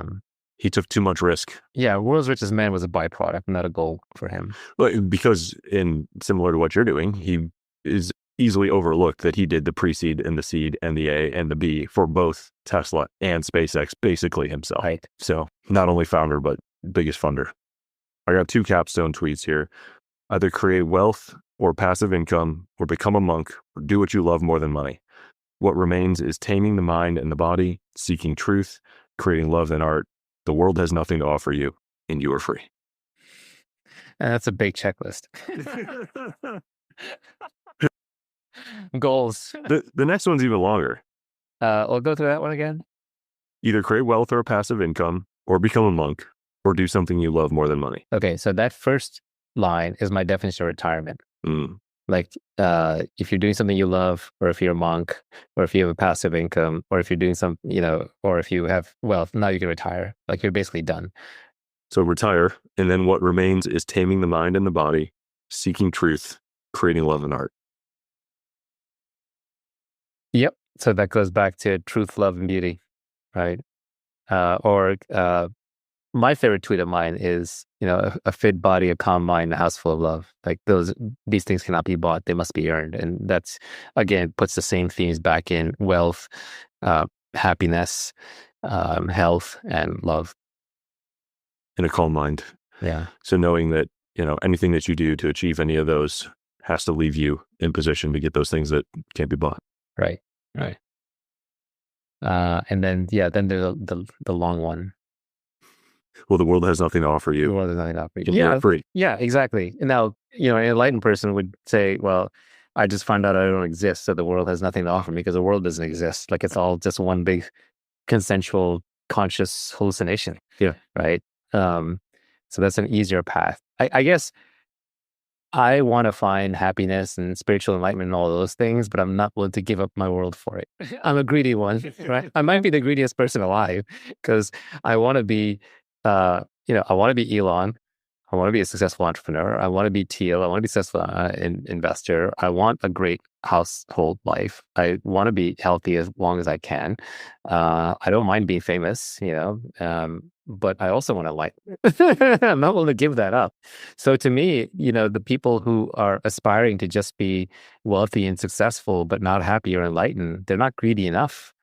Maybe they need to be a little more selfish, a little more greedy. And it'd be amazing. An amazing life is 70, 80% in each of those categories without going 150 on one and 0 in any other. Yeah, you get above the threshold on each of them. I don't think it's a coincidence that the Buddha story, Buddha was a prince.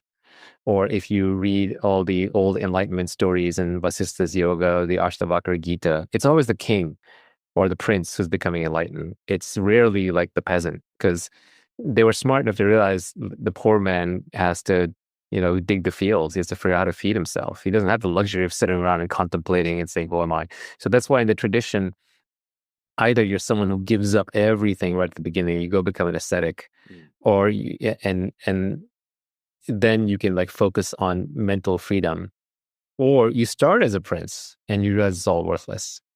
The hard one, I guess, would be having the energy and drive and motivation to become a prince and then be willing to give it all up. I mean, that's a big hero's journey.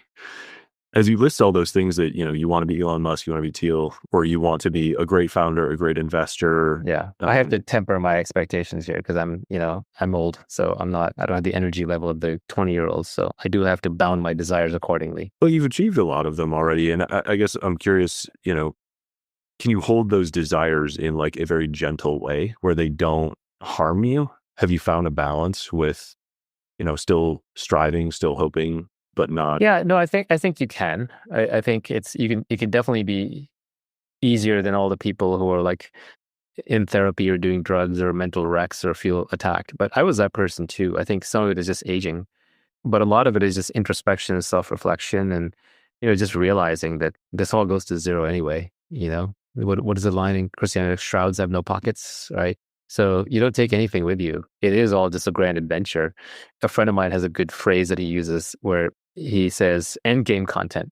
It's like, I don't know if you played the Mario games like Mario Odyssey or Mario 3D or Mario 64, any of those. And in those, like you play the game, you run through all the levels, you chase Peach and Bowser the whole game.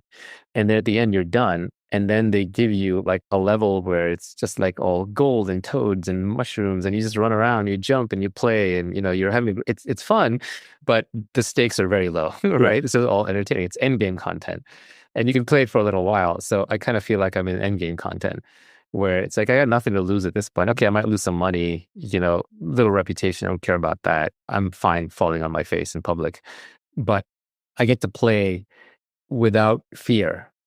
And that means that I can go for the highest goals. So the downside to that is, a VC might be like, what do you mean you're playing without fear? I want you up all night. I want you fearful. I want you working hard. But I'm not sure that's the only way to build something. I don't think Steve Jobs was coming from a place of fear. I don't even think Elon was coming from a place of fear, right? So I think it's better to operate out of inspiration. And this means that I can try to do something that's really difficult and it's really worthwhile. Yeah, there may be that some of those really aspirational projects can only be done from a place like that. I think so. I don't think it's a coincidence that like Apple and Tesla and SpaceX, I mean, these are self-financed companies.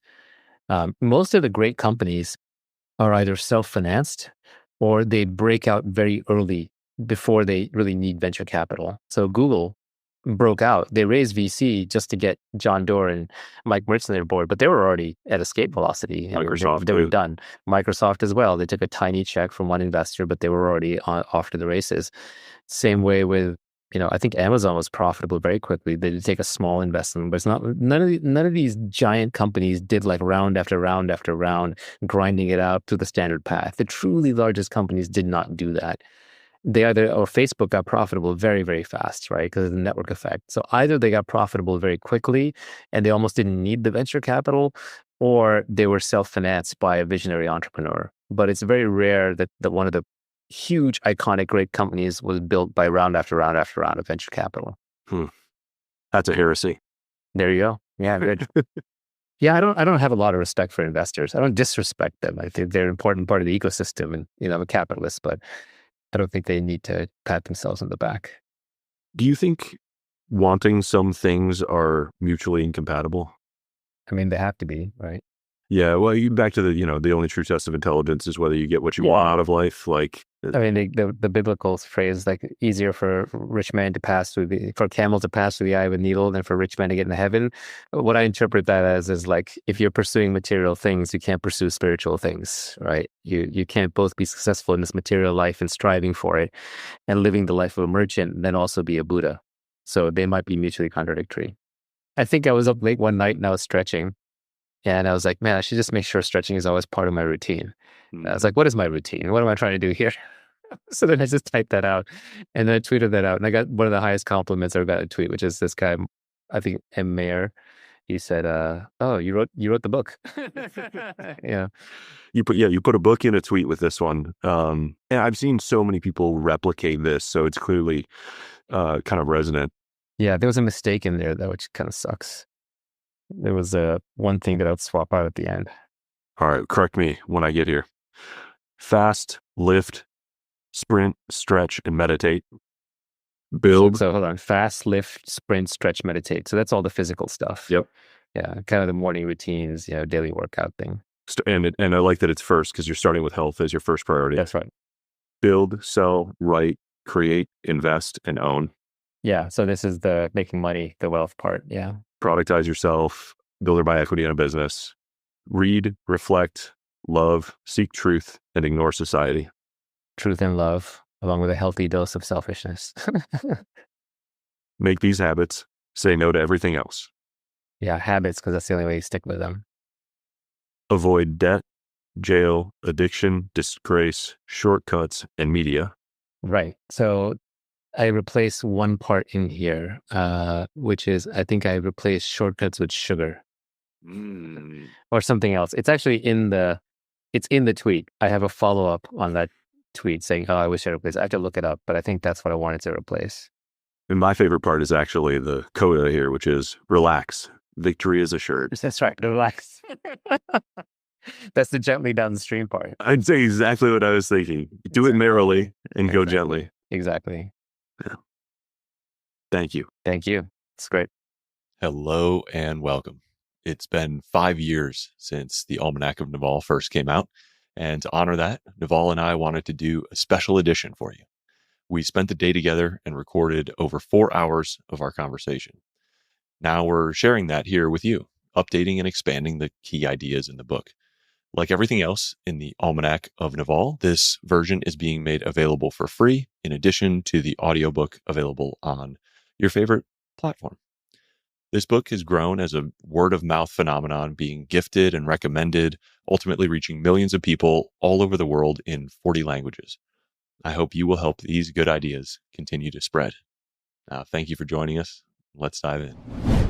Over the last few years, seeing you go deeper and deeper into David Deutsch's ideas, and at least from my seat, see the explanations that he puts forth and the connecting threads that you draw into your sort of existing theories about building wealth and how the definition of wealth evolves and expands and becomes universal and applies, at the civilization level, and the same rules all the way down to like the decisions that you make as an individual. Deutsch had a better definition of wealth than I did. My definition of wealth was very focused by my desire to make money. And so my definition of wealth was assets that earn while you sleep. Mm-hmm. And so I wanted to break out of the 9-to-5 trap, of the input tied to output trap. And I didn't want to have to work hard. I always used to say, I want to be the most successful guy for doing the least work. in every aspect of my life, not just in business, but even my personal relationships, even my day-to-day happiness, even my exercise and work. Like all smart people, I'm lazy, right? What's the highest leverage solution? That's right. Laziness is a form of leverage, efficiency, what have you. And it's not lazy in the sense that I want to sit around and do nothing. It's just that then I have time to do other things. I can focus on my health. I can spend time with my children. I can educate myself. I don't just have to be a drone working away. And so my definition of wealth was around, okay, let's break out of the 9-to-5 trap. Let's have my assets work while I sleep. And what are those assets that can work while I sleep? Well, capital is an obvious one. You invest money, but what is that capital actually doing? When you quote unquote invest capital, what you're doing is you're giving up the right to future assets that society owed you for having done work in the past, assuming it was all properly earned. And then you're giving that up so that businesses can employ people and use capital machinery to build new things. Well, another asset that could earn while you sleep is just a piece of a business. It could be literally a machine, a 3D printer working while you're sleeping. It could be a computer doing computation. It could be a GPU cluster computing the next AI model. It could be a organization, a process of people who are operating a certain way, and you kind of check in and make sure the assembly and the goals and all of those pieces are correct. And some of them working in different time zones at different hours. Could be intellectual property. It could be intellectual property. It could be a piece of media that's out there that just continues to circulate. And people either pay for, or it gets you access or notoriety or something else. So exactly. So that was my definition of wealth. And I think it's a good practical definition of wealth if you're just trying to make money. See. But David Deutsch's definition of wealth is deeper and more philosophical. And it extends and scales really nicely all the way from a society or civilization down to a single individual. And his definition of wealth is the set of physical transformations that you can effect as in bring into existence. So an example of that would be, okay, well, if I have a lot of money stored up, then I have wealth because I can go buy a machine, and the machine could be as simple as a backhoe that's digging trenches or building houses, or it could be, I can hire people to go do something, or, et cetera. So there's definitely a huge stored capital component to it. But the bigger part of wealth is, again, it's a set of physical transformations that you can effect. And the vast majority of the capability to create physical transformations comes from technology. And it comes from leverage technology. Like 10 cavemen or 10 Paleolithic people wouldn't have the same ability to change things as 10 modern humans do. And that's because of knowledge. If you pay careful attention, you realize that knowledge is the big multiplier. It's not the capital.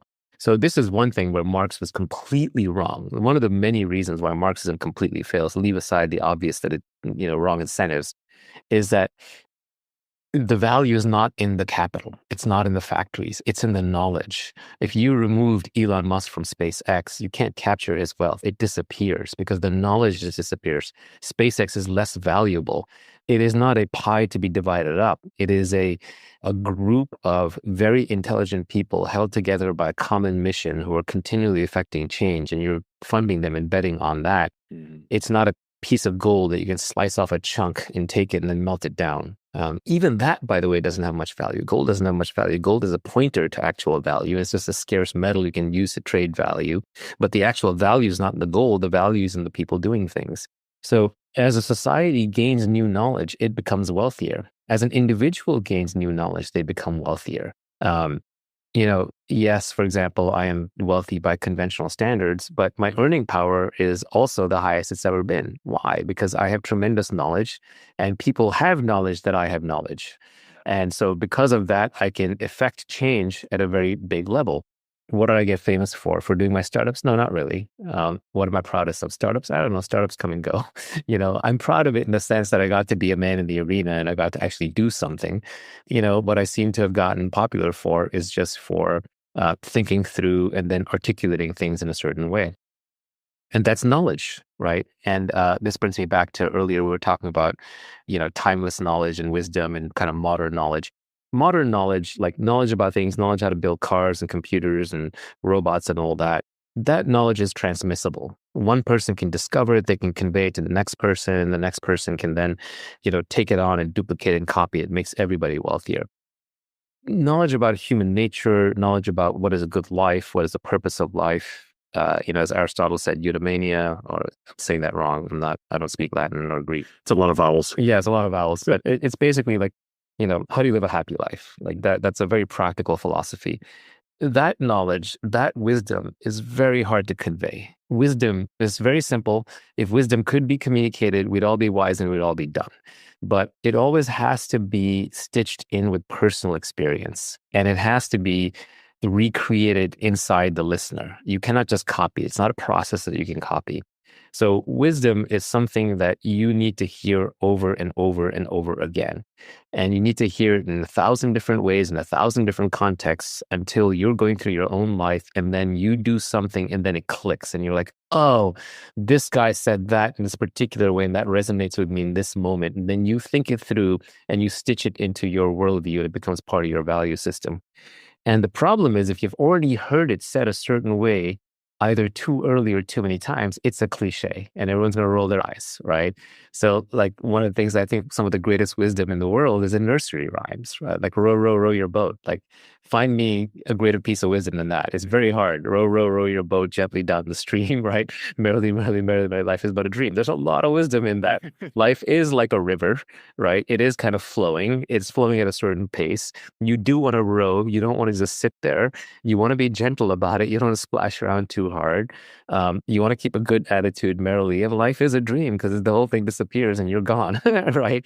So there's a lot of wisdom in there, and it's packaged in a clever way that it persists across time with rhyming, and you can convey children in simple words.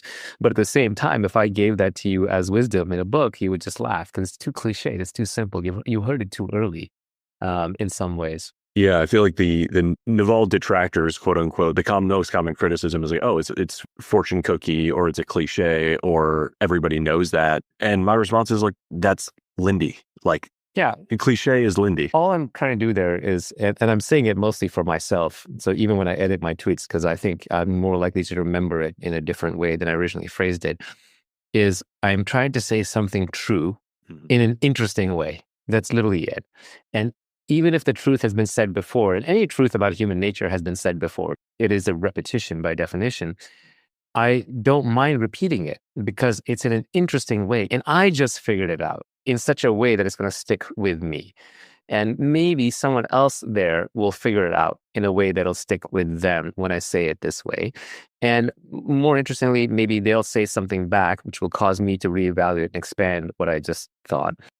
And maybe I'll meet someone interesting. That's why I tweet. Yeah. And so anything having to do with any topic that is not brand new is going to be cliched.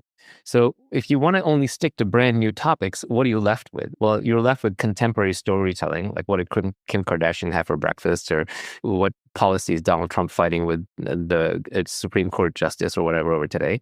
To me, that stuff it's entertaining, but if that's all we're going to talk about, then please leave. Like, I don't find that additive to my life in any way. Yeah.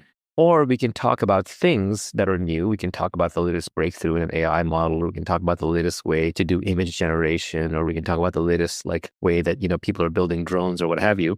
But only a very, very small number of people are qualified to talk about that. They're not necessarily putting all those breakthroughs on Twitter, nor are you there to absorb deep technical information each time, nor can most of us tell apart what's real from what's not and what's hyping and what's fake. So I feel like if you're going to discuss anything important and timeless, you are absolutely going to run into cliches. Yeah. David Deutsch, the definition of wealth connected with the ethics of wealth creation. I think that was one, seeing the connections between knowledge, wealth, and ethical wealth creation was a huge unlock. Because I think that's maybe the biggest precursor that gets people stuck before even internalizing the rest of the ideas in the thread. Is like, if you don't believe ethical wealth creation is possible, you will reject the whole game. That's right. Yes, you will get bitter too early.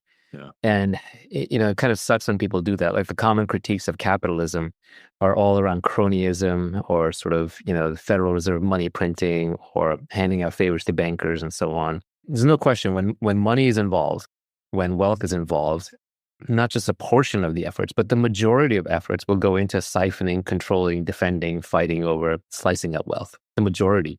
If you look in nature, there are 6 times as many species that are parasites as are sort of standalone, right? So most things are eating each other and trying to live off of something else. And there's a few that are like reaching for the sun and the sky and, trying to survive. And so it's just always seems easier to people to grab something than to create something. And when society ends up with too many people focused on slicing up the pie than baking it, then those societies collapse. And it's easy to be cynical. I mean, you watch the bank bailouts, you kind of watch, but I would argue none of that is free market capitalism. That is government intervention through and through, picking winners, picking losers, which is not to say that capitalism means everybody plays fair. What capitalism is, you come up with a minimum structured set of rules, the minimum viable, that allows people to play the fair game, where a lot of the energy that would get directed into stealing property or fighting each other gets channeled into creating property. So that's why the basis of capitalism is respect for private property. If I improve a piece of land or if I create something, I can keep that improvement. And yes, you have to figure out how to deal with the externalities of pollution and with public goods and so on and so forth. But, basic free market capitalism figured that out to a pretty large extent and has been responsible for the greatest increase in wealth and human flourishing in history. And people forget that. They don't spend enough time looking at places where people are living on $1 a day or don't have the ability to protect private property. Like those societies just melt down into full on just warfare. We don't think about like a capitalism quality score. That's right. That's what it should be. Like the US is what, like one third or 40% now socialist, because that's how much is just GDP controlled by the government.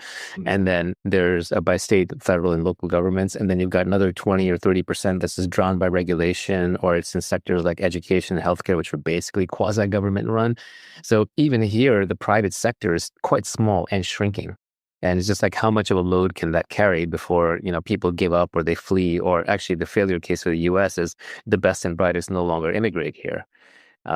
So I do think like you can focus on all that. You can focus on the unfairness of that all. And you can melt down and break down right there. But at the same time, this is the greatest period for wealth creation in human history. There's more knowledge being created. There's more capital being created. There's more leverage being created than any other time. So if you're moderately intelligent and you're not afraid of working hard and you're flexible, you can do extremely well. And you kind of have to get it outside of your mind that the whole game is rigged. Yeah, it's just like, look, in life, there is a lot of luck. The fact that you even exist is luck. There's a lot of factors out of your control. But life is long. People are very consistent. Compounding does work. And you can rise past the luck just through sheer force of will and hard work. And if you don't believe in that, then yes, you're a cynic. And cynics, their beliefs are self-fulfilling. You will be stuck in the mud. However, people who are optimistic, willing to work hard, and willing to look past the unethical or luck-based nature of it all, they're the only ones who have a chance. And at least my experience is that those people do well on long time scales. So it might be 10 to 30 years. It's not going to be 2 years. There's no get rich quick schemes. That's just someone selling you something. So on a long enough time scale, you can rise out of the muck, but it starts with believing that it's possible. If you don't think it's possible, then yes, it's impossible for you. And I think this is a common theme you will notice across the great entrepreneurs, that Steve Jobs and Elon Musk, they take on what they consider to be impossible tasks because they kind of look around, they say, well, if other people can do it, why can't I? So I think that mindset is super important. What I like about Deutsch also is that he has a very optimistic view on this. And it's not just a belief. He really does structure it in good explanations as to why human progress happens. And he says we should be optimistic because we discovered this model in the British Enlightenment, which was their philosophical movement, where we basically figured out that we can advance science and society through the quest for good explanations, which means that we are truth-seeking. We're making conjectures. Those conjectures are open to criticism. Every conjecture can be criticized. And then we hold them up to experiment. We test theories against each other. We find out what works, and whatever works, we circulate and promulgate to other people. And then we advance society forward. And he's shown that that is how we've been operating for the last few hundred years.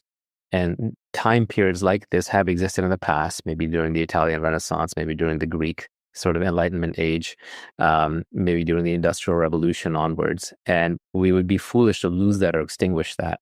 by being anti-rational or saying there's no such thing as truth, or by giving up the quest for good explanations, by banning criticism. That's what censorship does.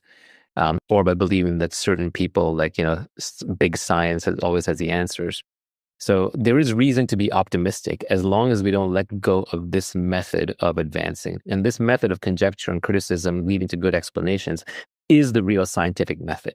We get taught the scientific method when we're kids. That's not really how it works. That's like a very idealized fiction test tube laboratory version. But the reality is that under the right circumstances, given the right freedoms, we're constantly scientific about everything in our lives. Every person is trying to improve their life. So everyone who cares about being healthy and fit is a little scientist running all the different experiments of which kind of diet works for me, which kind of exercise works for me. And they're constantly making new hypotheses. They're hearing new hypotheses. They're trying new things. They're seeing what worked and what didn't. So they're doing the same thing in their own way. And all truth-seeking systems work this way. So in science, you can call it conjecture and criticism. In technology and business, you can call it, innovation and just the companies going out of business, right? Companies create things, and the ones that fail go out of business. In evolution, you can call it, mutation. The genes mutate, and then selection. The ones that didn't cut it are literally removed from the gene pool. But all truth-seeking systems work this way, which is we make conjectures, either random conjectures like in mutation, or deliberate conjectures like in science or through technology innovation or business innovation. And then there is a filtering process. And even Taleb talks about this in a completely different way. He has this whole skin in the game thing. And skin in the game isn't just merely, oh, I have my own money at stake. Skin in the game is I get cut out over time if I don't succeed. If I take risk, I should bear the risk. That's what he considers bad capitalism, when other people bear your risk. That's what banksters do. Good capitalism is when I take a risk and then I bear the consequences or the rewards of that risk, which is why, to Taleb, the most ethical thing you can do is be a risk taker. You be an entrepreneur. You go and you bear risk. Don't pass it off to other people or to society. And then the skin in the game arises not from the fact that you had some skin in the game, but that over time, the people who were bad risk takers got weeded out. They either lost capital, they lost their lives, or they lost their reputations. And the people who were good risk takers ended up benefiting and then spreading the benefits that they gained to the rest of society. So even his skin in the game phrasing is somewhat isomorphic to Deutsch's conjecture and criticism.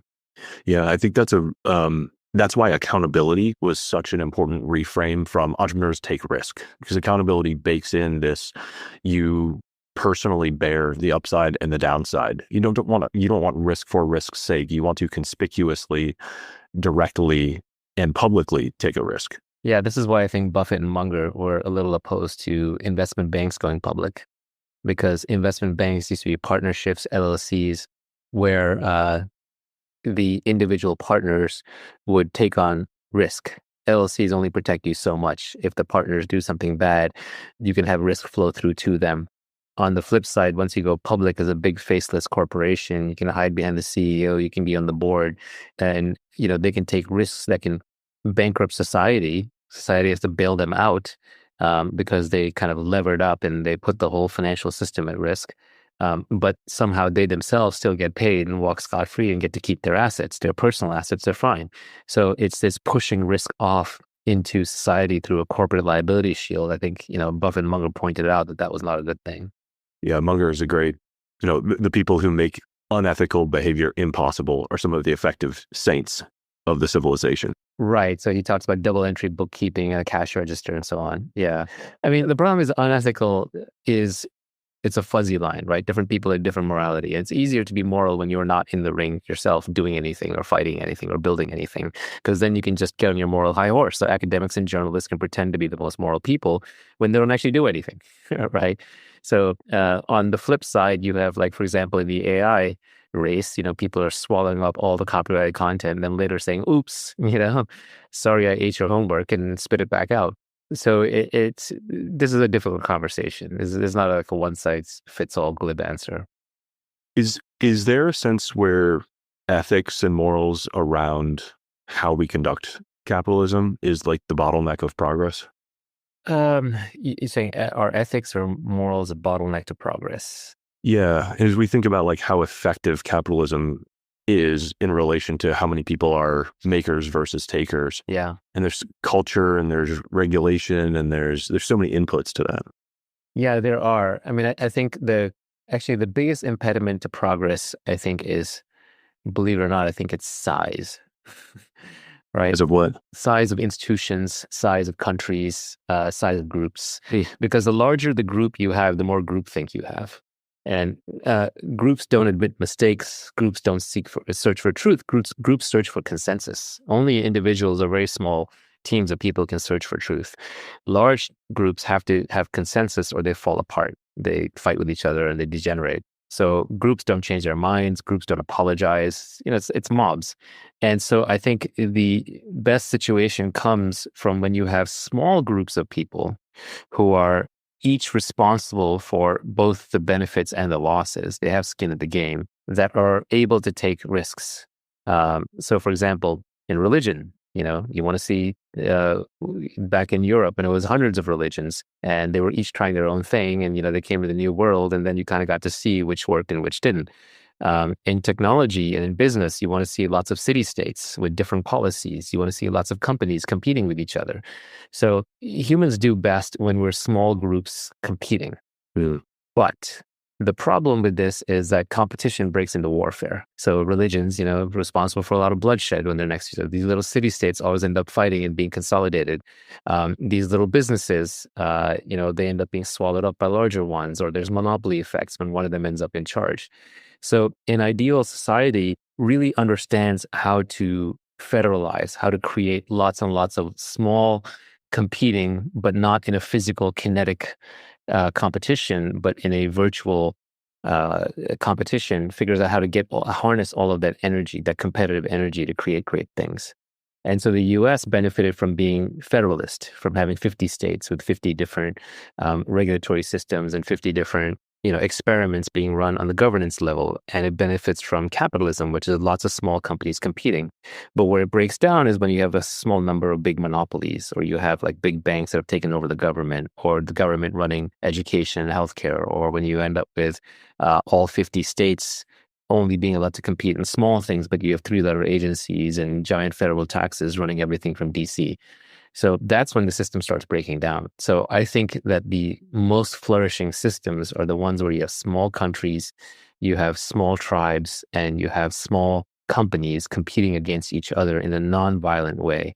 And the whole trick is, how do you keep them each sovereign and from not making it kinetic and overrunning each other physically? To me, that would be the most moral system, because you can't get us all to agree on what's moral and what's ethical, right? That's an impossible thing. That's why the whole AI alignment thing is a joke. We can't even align humans. How are we going to align AIs? All AI alignment really boils down to his practice is the owner or inventor or creator of that AI, wants to put it on a leash and tell it what to do. Yeah. It's very easy to be sort of aligned with people when we have a focus only on what we ourselves and what we control and decisions that we make for ourselves. But as soon as I think it's morally and ethically necessary to control what you do, now all of a sudden we have a real disagreement about morals and ethics. That's right. There's incentive alignment, which is, I can give you equity in the same business, and then we're incentive aligned, although you may still choose to ignore that incentive and do something different. But really, all other forms of alignment tend to boil down to coercion, right? Maybe we're aligned because we're part of the same religion, we're part of the same tribe, we live in the same household, we're doing the same business together. But the moment you're talking about aligning strangers who don't live next to each other, that don't have kinship, I think the only way you're going to align them is by clubbing one of them until they pay, they listen. That's just authoritarianism. That's just force. That's violence. That's warfare, which undergirds everything. Like, society runs on this thin veneer of civilization, but ultimately underneath, the people with the guns are always in charge. And sometimes they forget it for a decade or 2 decades at a time, but either they take back over or someone from the outside comes in and takes over, which is why I think as a society, we have too many frivolous laws being passed where people pretend like the law is not being enforced by people with guns. Every law, down to like your parking ticket, is enforced by somebody with a gun.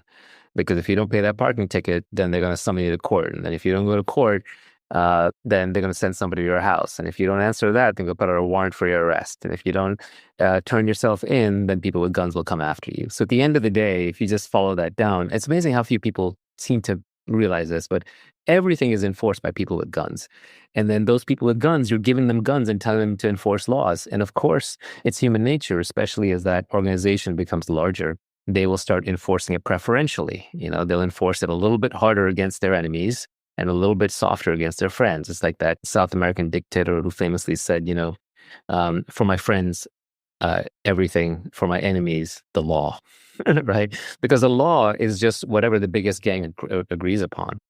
And as a society, we've become very disconnected for that, especially in modern democracies where people who don't have any physical power or any stake in the system are voting to control people who do have physical power. It creates an unstable situation. And we might end up in a situation where, well, I don't know. This is actually a very interesting question. Do we end up with more city-states in the future?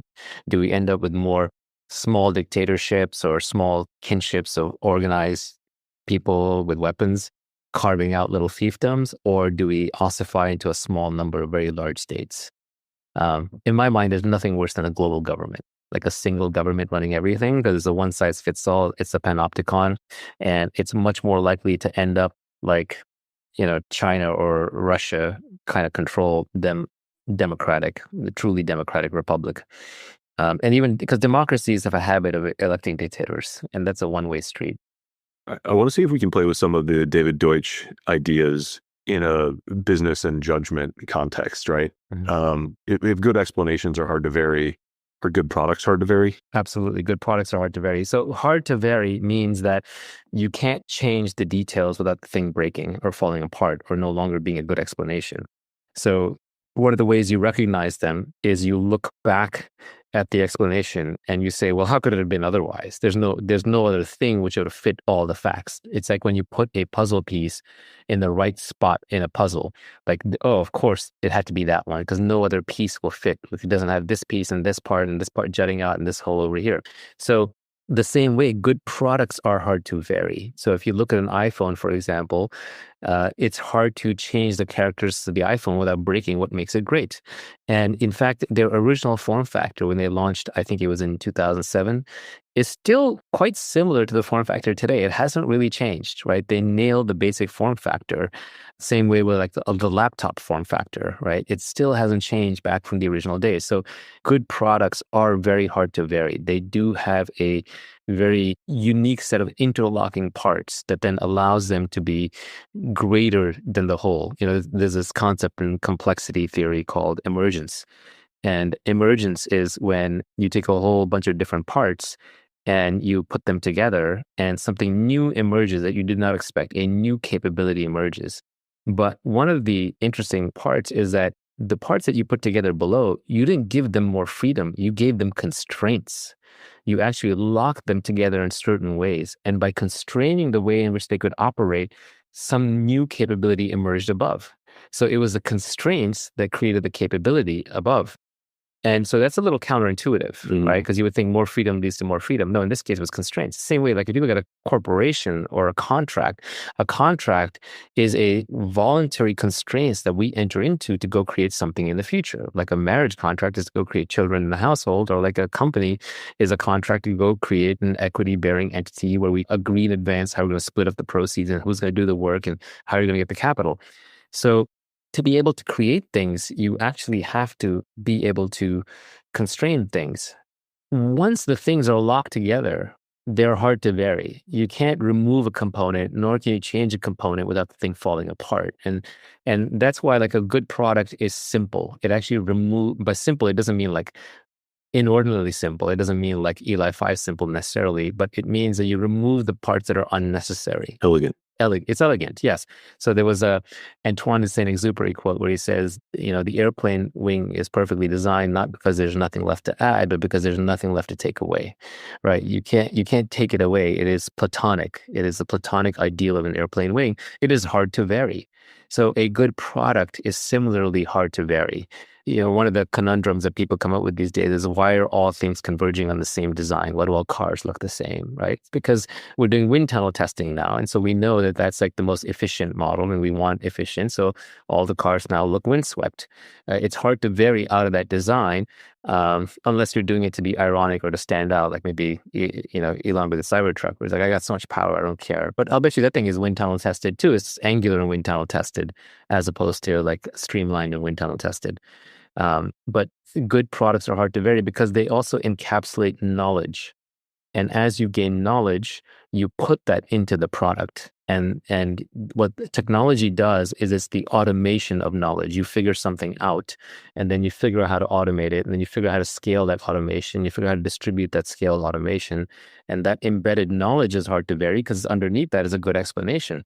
Once you figure out that, oh yeah, once you figure out how to make electric cars, once you have the knowledge for batteries, it's kind of inevitable that most cars will go electric. You may need some off-road vehicles or military vehicles around gasoline for survivability reasons and disaster relief reasons.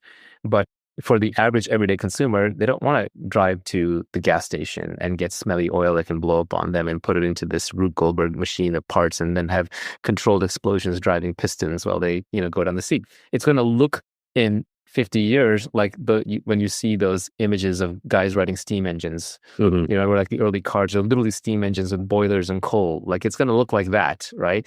And once you figure out electric cars, then you realize actually we want electric cars not only so we don't have to go to the gas station, they're less moving parts, it's easier to repair, it's less messy, it's less polluting. But also because if you want to have self-driving cars, then electric cars do better because it's much easier for a car to recharge itself than it is for it to refuel itself. And if you have swappable batteries, maybe you can operate 24/7 and very little downtime. And you can capitalize better, you can bring the cost down. So because one of the things, once you see electric cars working, you realize that that is a hard to vary product for the next generation. And so I think all good products have this characteristic. In a sense, if you're selling multiple versions of your product, you better have a really good reason for that, a really good reason for that. Well, that gets to the other one, which is good products have a surprising reach. Absolutely. The great products, just like good explanations, they can reach to lots of applications that you never thought of. Steve Jobs and crew never sat around with the iPhone or the iPad saying, oh, this will be great for, Exxon and companies doing oil work because there's a cool app for them for like figuring out their logistics and workflow and tracking. No, they don't go to that level. Or a more relevant example might be when the iPhone came along, the BlackBerry was entrenched in enterprise and Steve Ballmer, God bless him, made fun of the iPhone for not having a keyboard. Steve Ballmer did lots of things right, so I hate to pick him out. I mean, he did very well for Microsoft and for himself, so maybe I won't call him out as much, but there were people who basically said, well, the BlackBerry is a keyboard and the enterprise will never tolerate a phone without a keyboard. And what they didn't account for is that there's so many things solved by not having a keyboard, by having the multi-touch and by having a great screen and a software keyboard. And nowadays voice, like nowadays, the last thing you want to do is add a keyboard to a phone that's all going voice-based thanks to AI, that once you've built that product, it has reach. And once it reaches into every consumer's pocket, well, those consumers bring those products to work. And they're like, why am I using a BlackBerry at work and I'm using an iPhone at home? And the iPhone is so much better.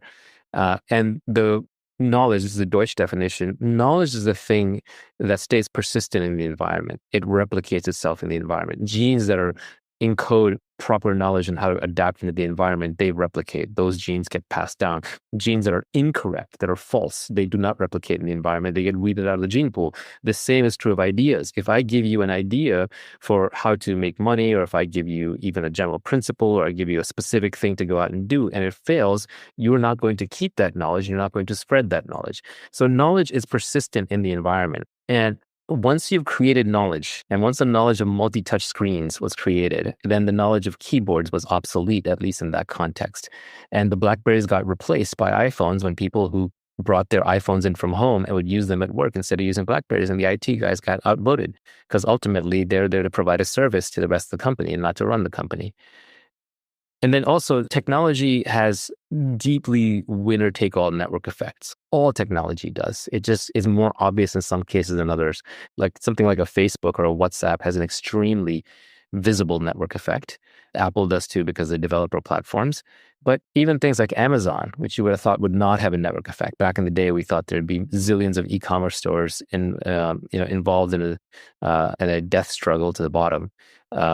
Turns out it's not the case. Turns out there's one huge winner, and just like the internet does, which is it has one huge winner for everything, and then it has a long tail of very small players, but it destroys the middle. It destroys the mediocre middle, which was relying on geography or regulations to survive. They get blown away by the mega aggregator and then by a long tail.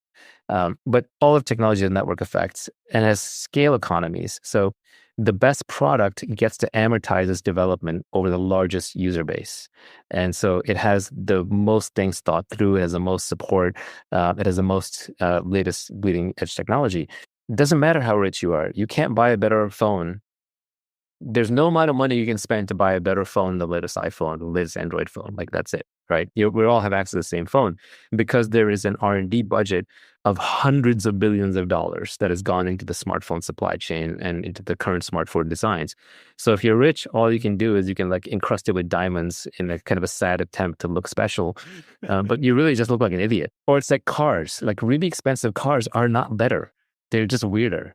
I don't think there's a better car on the planet today than probably the Tesla Model Y. That's 2025. Like, objectively speaking, if you look at all the things that it does that other cars don't do, it's kind of the all-around best car. You can't spend $1 million to buy a better car. You can just spend $1 million to buy a goofier car, or a weirder car. More extreme variables. More extreme, and then you're just showing yourself as someone who's goofy and weird and trying to signal for status. And there's no worse way to signal status than to be shown as trying to buy status.